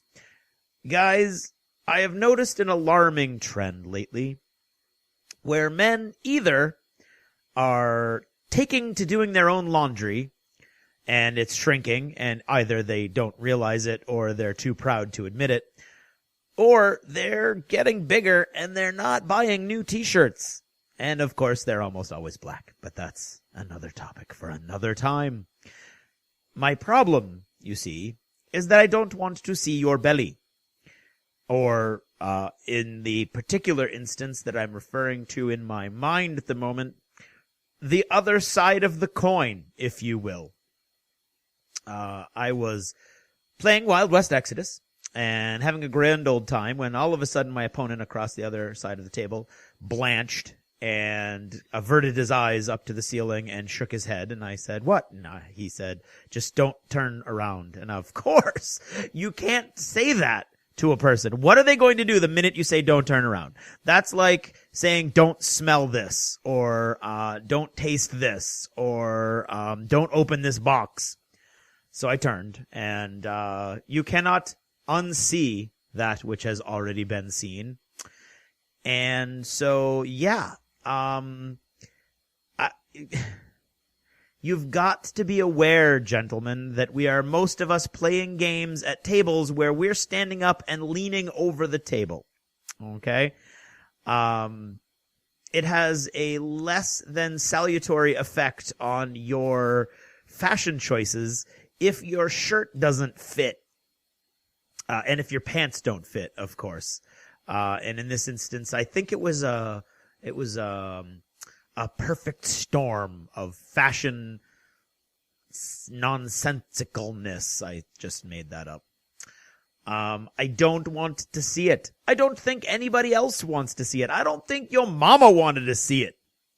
So please be aware of the clothing that you're wearing and make sure that they fit. And be aware of what's going on. Pull up the pants every now and then. But seriously, there's that. I mean, those of you who remember the 80s as well as I do will remember these shirts that girls used to wear that had a certain drape to them over the abdomen. They were cut a little short and yeah, anyway. You saw a little belly, and they weren't like touching the belly either. They were like hanging. Well, anyway. I don't, those were fond memories, really, but, they're tainted forever by remembering men whose bellies are having the same general effect on the shirt that's just not long enough. And, really, seriously, they need to be long enough. And that's about all I have to say on that score. I do want to take a moment to bring up one pet peeve of mine, because I have a new pet peeve. Longtime listeners will know one of my pet peeves is anyways. Doesn't exist, not a real word. another of my huge pet peeves is no offense, but, which I love. I love it when anyone is so clueless about their own emotional state that they will say that. Because when you say no offense, but, you are basically saying what I'm about to say will offend you and I don't care. I think it needs to be said anyway. And sometimes you may find yourself in that situation. Okay? No offense, but robbing that bank would be a bad idea. See, that's a good example of a time when that's probably going to be worthy of use. But most of the time, no offense, but is going to be followed by some purely subjective. Wow.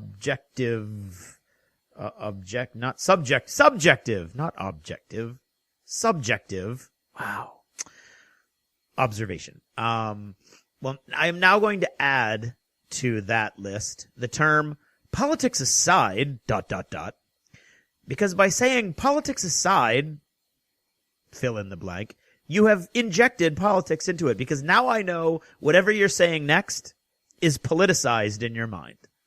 So, politics aside, these apples taste pretty good. Now I'm wondering, what's wrong with the apples? Like, were they picked by slave labor? Do, like, only Republicans like these apples? Or do generally only Democrats like these apples? Or do only, like, communists like these apples? Or, is it a mix of, I don't even know? So yeah, politics aside, ... Now, right up there with anyways, and no offense, but. And so I just thought I'd share that with you.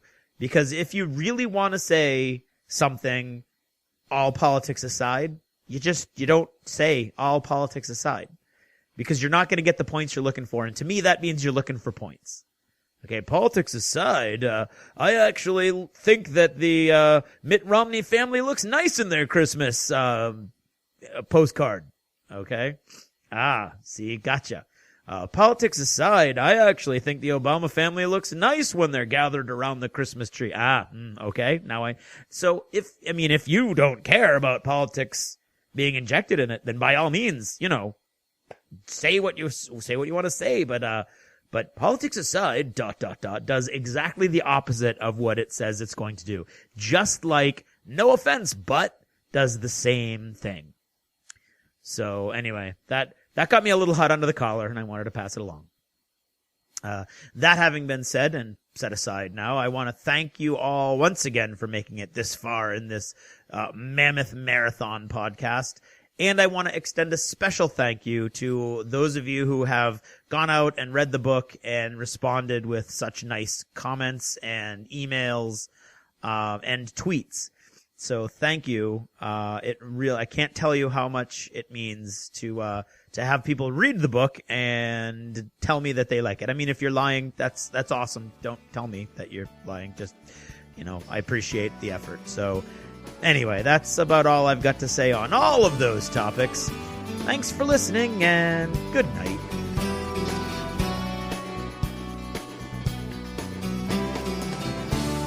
Achievement unlocked. You've made it to the end of another D6 Generation episode, the podcast whose humor has universally been acclaimed as not too horrible.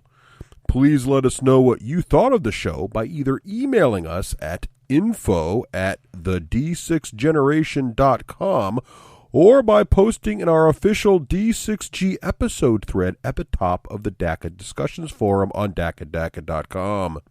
If for some inexplicable reason you actually enjoyed this show, you can help others find out about it by leaving positive reviews on iTunes. See you in 2 weeks. Thanks for listening, and happy gaming. The theme from Total Fangirl comes from the soundtrack of The Last Night on Earth, the zombie game, courtesy of Flying Frog Productions, and is a composition of Mary Beth Magalanes.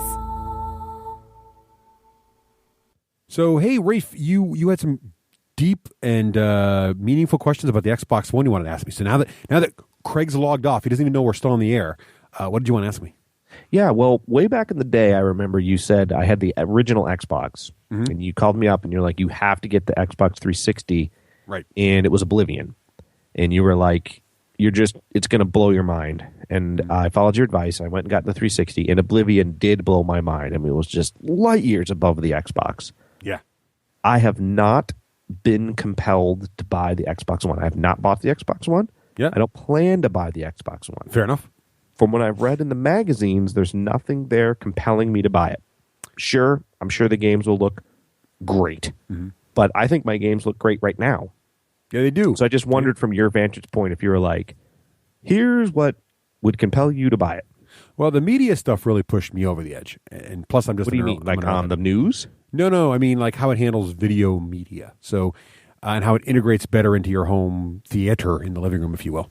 So now what it does is it actually is much faster at switching between video applications and games. So it's... Well, like, for example, if you want to watch a Hulu movie real quick, it's very fast to load up Hulu. Like on your 360 now, to load up Hulu, it takes, you can count to 100. Yes. Now it's just very quick. It flips back and forth. And once you've loaded it once, it keeps it in memory. It just flips back and forth really quickly. So the actual show or Hulu? Hulu, the app, or the show. Like it puts it in a small window and you can actually go load up a game, or you can actually watch a game while you're watching a show, or play a video game while you're watching a show. So it kind of does a little more multitasking work. And also it ties into your main cable better. So like you can take your HDMI cable from your cable box, plug it in your Xbox One, and now instead of having to switch modes from your TV, tell your TV, I want to watch my Xbox, I want to watch cable box, I want to watch my TiVo or whatever. It just all goes through your Xbox One, and it lets you do all that. Okay, so I have a TiVo, and I don't use a cable box. Okay. So you're saying I can put my TiVo right into my Xbox? Well, you could do that, but that would get a little wonky because the Xbox can't control the TiVo. The Xbox can control the cable box, but it can't control the TiVo. So you wouldn't get much control of that. Why can it control the cable box but not a TiVo? It just hasn't been programmed to do that because the TiVo like proprietary stuff wise? Nah, I don't know. It just doesn't know. Like you can just tell it basic things that go to channel 35. It doesn't know it doesn't know to display all my shows. Now you could probably you could watch your TiVo through your Xbox. So I do that now. Yeah, so you could do that anyway. But see, I don't use TiVo anymore. No, I take that back. I don't do that now. Yeah, no, I take that back. I don't use TiVo anymore. So I've cut my cord. So TiVo is just an extra $10 you pay because you have to subscribe to TiVo also to be able to watch cable, basically. So you pay, however much you pay for cable, plus you pay another $10 a month for TiVo. So I don't do that. Instead, I just pay half of what most people pay for cable because I just get basic cable and internet. And then I pay $10 here for Netflix and $10 there for Hulu. And now I can watch all my shows on demand because I don't have to have a TiVo because the shows I want to watch are right there on Hulu or Netflix. Or I can buy shows individually. And even doing that, even buying 2 or 3 or 5 episodes a month, I'm still cheaper than cable. So that's what I do. And some seasons like now, and there's actually nothing new on because it's Christmas, you pay nothing. So you're actually paying less in the month. So there's not a lot of new shows. And you just pay when you watch the shows. I find the TiVo, without the TiVo interface, though, I lose that really cool, nice interface. Well, that's what I like about the Xbox One. So what's really cool about the Xbox One now is on the old Xbox, if you had a show you like to watch on Hulu and a show you like to watch on Netflix and then a show you like to watch on Xbox Video because you buy it individually. There you go. Yep, we do that. You had to know to go to each of those apps individually. You had to remember that, Almost Humans on Hulu, but I watch Psych on, Xbox, buying on Xbox, and then my girls watch, My Little Pony on Netflix. I got to know all those things. But now the Xbox One, whenever you're in one of those shows, you can do what's called pinning. And then each of those shows appears on your Xbox dashboard. And it shows you a little logo of like My Little Pony. When you click it, it takes you right into Netflix, right into My Little Pony immediately. And then if you go back to your home screen by hitting the home button, and let's say you want to suddenly go on, and I've walked in and now I want to watch Almost Human, I click the Almost Human icon on my dashboard, and it knows to go right into Hulu and load up the latest episode of Almost Human and start playing it. So it knows now to quickly navigate. So I'm trying to think. What we watch on TiVo these days is like The Voice. Yeah, okay. So you're saying if I ditch TiVo and went back to having a cable box with a DVR. I don't need a DVR. I don't have a DVR. But like, what if you want to watch The Voice? What do you do? I don't watch. And you wanted to record it 3 days later. Yeah. See, I don't know how The Voice. So I don't know if you can watch. I think you can watch The Voice on Hulu Plus, but I don't know. I don't watch those kind of shows. No. Well, I haven't checked Hulu Plus recently, but Hulu. I thought the problem with Hulu was it's not current. Hulu. So let's say The Voice records on Monday, and we want to watch The Voice on Wednesday. Yeah. So you don't have that functionality, so, like really. I know. Well, I do. I don't watch The Voice, but like for example, Agents of S.H.I.E.L.D. airs on Tuesdays. It is on Hulu for me to watch at will after Wednesday and later. So it's just one day late. So I know like Ellen DeGeneres is on Hulu, So if you like Ellen DeGeneres, you can watch her the day let's later. solve this problem right now. And I know like Late Night with Jimmy Fallon and stuff's on Hulu. So if you want to watch that a day later, you can. I don't know about The Voice. So Hulu is okay. So here's an example. Yeah. I'm disappointed that The Voice is not on Hulu Plus. Right.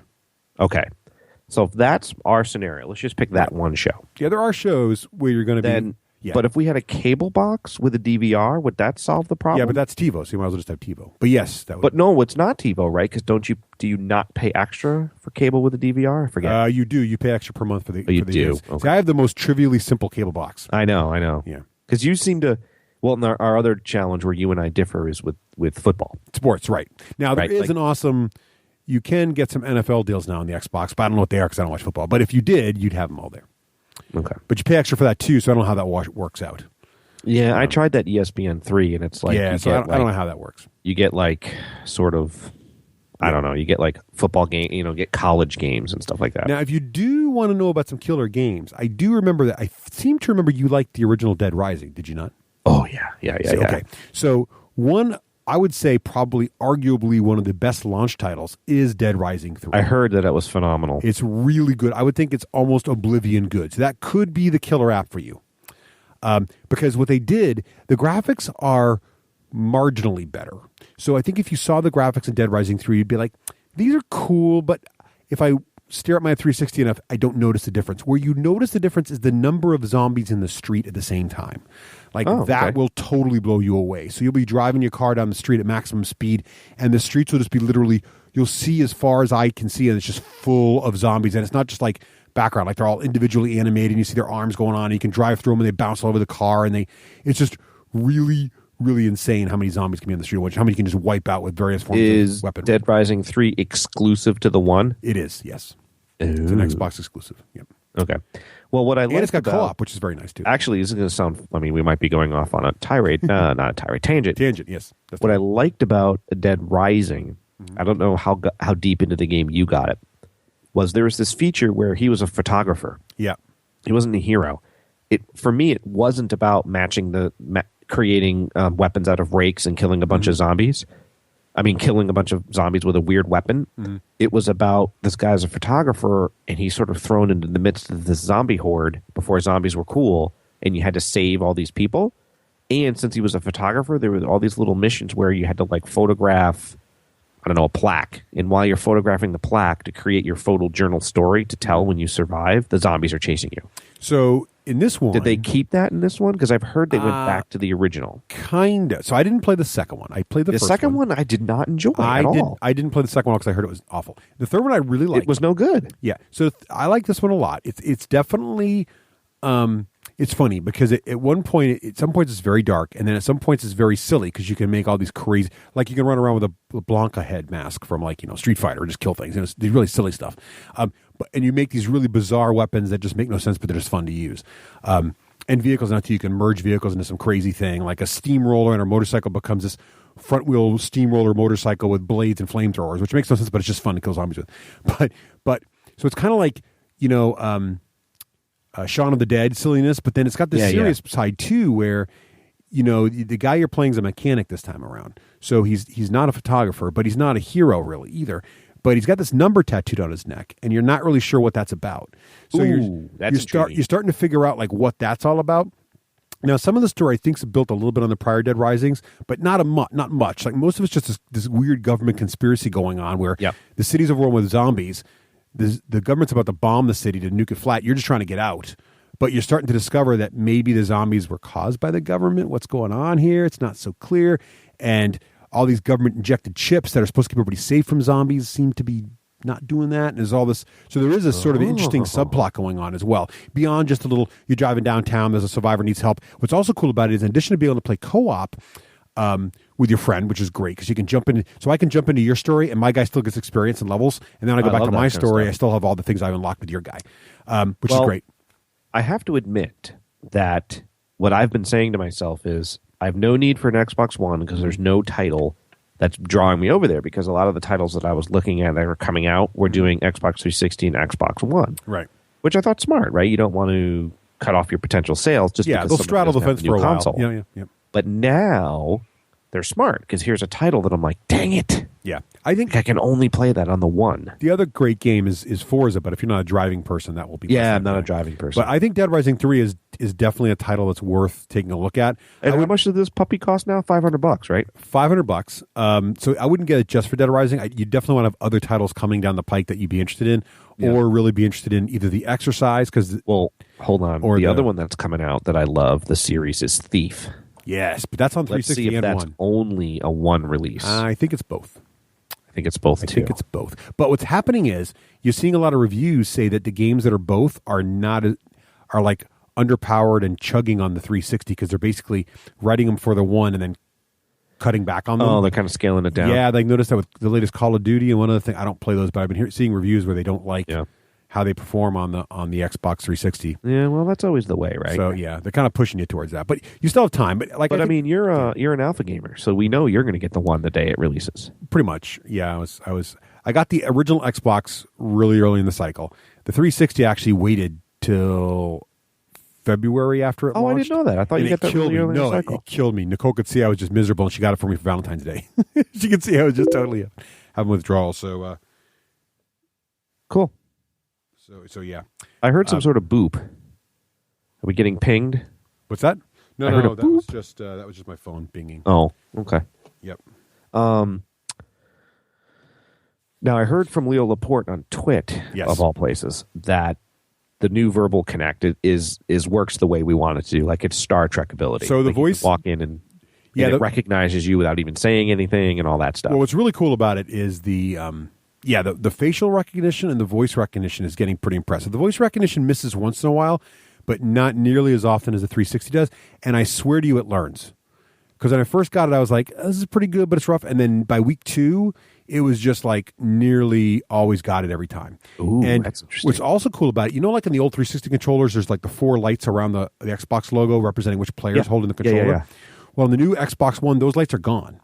If I hand you the controller, its facial recognitions know that Raef now has that controller A. Oh, so that's now amazing. Rafe's gamer tag is tied to controller A. So we can switch cool. controllers in the middle of the game and it would know it. Okay. And then when I'm playing a game and Rose walks in, it'll say "Hi, Rose" on the screen and like logs her in just as a watcher. And then I can. What if you don't want to be logged in? Like, what if you're just walking through the living room? It doesn't matter if they're logged in because they're in the background. It knows they're not playing. It knows she doesn't have a controller. It just like logs her in. Because you can say things like, because remember, you can pin your favorite shows right in the front and your favorite games to the front. So if Rose wanted to play her favorite game, she can just say Xbox, show my stuff, and the screen changes to all her favorite stuff. And each user it's great for families. It's much more. This is the console for a bunch of people to use at once because each person chooses a color, and then when they're logged in as them, the entire screen changes. All the icons change to their colors, so you kind of know that Russ is green, Rose is purple, Kit's blue, and Mommy's red. Now, are you worried at all? Remember when Google was turning on microphones and collecting data? Yeah. Are you worried about Microsoft doing the same? Not really. Isn't the Xbox always on? Well, it's in like a sleep mode, kind of like your computer is always in snooze mode. And it does, if you say Xbox on, it will turn on. But the camera's not always on because there's a light that illuminates when the Kinect is on. Now, once the Xbox is turned on, though, the Kinect is always on. But I watch, like you can watch your internet connection on your router and you can see that it's not streaming all the time. So it's not like constantly sending information. I wondered if it was collecting metadata that's like... Oh, metadata? Russ Wakeland has now watched 3 shows on Zune, 2 shows on Hulu. Yeah, that happens, but your cable company does that anyway. So that happens now. If anybody thinks their internet service provider does not collect all the information now, you're fooling yourself. All you're doing now is just Microsoft knows actually. It too. Yeah. You're the number one company who knows what you do is your ISP. Wait a minute. Take away Xbox for now. Yeah, you're sure. saying that Comcast, who does my cable, it doesn't just know that I'm on watching TV; it knows what program I'm watching. Yeah, because it knows every single. How's that possible? It knows every single URL you hit. And it knows where all your packets go. What do you mean URL? I'm not on any URL. Yes, I'm you are. watching Netflix. How do you think Netflix talks to its servers? I think it talks to it through the big cable. It has to. The little black so your cable. DNS provider, which is your cable company, unless you've configured your system otherwise. So out of the box, your cable company's DNS provider, your ISP is it also hosts your DNS, unless you tell it differently, which you can. A lot of tech people will change it. So for me, I use OpenDNS. No, I didn't change it. It's out of the box. So every request you make from your house, whether you're Xbox says, hey, I want to go to Hulu.com. So it knows when I'm on Kids Disney and stuff like that. Yeah. I had no idea. It knows because it knows all the IPs you go to, and it knows Disney owns that. It was quote TV. You know what I mean? Like, my TV was on. They know all that crap. Yep. Huh. That's now what they do with it. Of course, so does the NSA, but that's another story. That's a whole other story, right? But yeah, so they did you know? Did you see that on 60 Minutes? That was the NSA. A lot of journalists are very upset with that coverage. Why? On 60 Minutes, because it was very much an NSA fluff piece, according to like Twit and all the major. Oh well, journalists. yeah, of course. Yeah, it was a very. I was impressed with it. Did you see the part where they bring in high schoolers to crack code? Right, and they're like, what do you? Yeah, it was anyway. It's. I was. Oh, you think that's bogus? I don't know much about this. No, I think it was the 60 Minutes went to the government and said, do whatever you'd like. Show us whatever you'd like to show us. There was no like hard hitting journalism there from CBS on to what the NSA was doing. No, of course not. There should have been, but there wasn't because it's CBS and that's their thing. But anyway, we won't go there. It's the NSA. No, it's why I don't know if you know this. It's why Leo Twit and a lot of them are actually like Leo's hiring journalists now to actually start news because they're so frustrated with the fact that the major media is just not covering tech anymore properly. I heard, most recent thing that he hired a real live journalist. A lot of blogging and online is trying to get more. You know who should hire a real life journalist? Who's that? The D6 generation. Yeah, if we had revenue, that'd be good. Wait a minute, isn't Ian looking for a job? He's a real life journalist. He should talk to Twit. No, he should talk to us. Yeah. We need a real life. I don't know what the real life journalist would do for the D6 generation, but anyway, so you could think of something. Back to the Xbox One, I would recommend it if you want to be an early adopter. You can probably wait. I'm going to wait for some sales. Yeah, I don't think it'll go on sale till probably next Christmas. I think you'll see it at full price this whole year because there'll be a lot of big games coming out. I'm a little bit hesitant. I don't play my console that much anymore, mainly because it's on the main screen TV. So I'm competing with the family. Yeah, I understand. So I have this choice to make, right? It's 9 p.m., family's in bed. Mm-hmm. Do I plug it in and then know I'm going to be up to 11? Mm-hmm. Or what I've been doing, man, is Steam. I'm really interested Steam's to see cool. what direction the Steam aisles. So let me ask you this. Are you going to get a Steam box? I think I might, but then... So where are you going to put it? Because isn't that the same problem your Xbox I might not, because I don't need to game on my TV. I've been doing more gaming on my PC. Here's what I really should be doing. What I really should be doing is getting an Xbox VGA cable.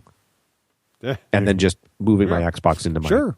Into my see the one doesn't really shine unless it's in the living room because of all that video stuff I was telling you about. Right. As a pure gaming console, I mean, it'll get there when all the games come out.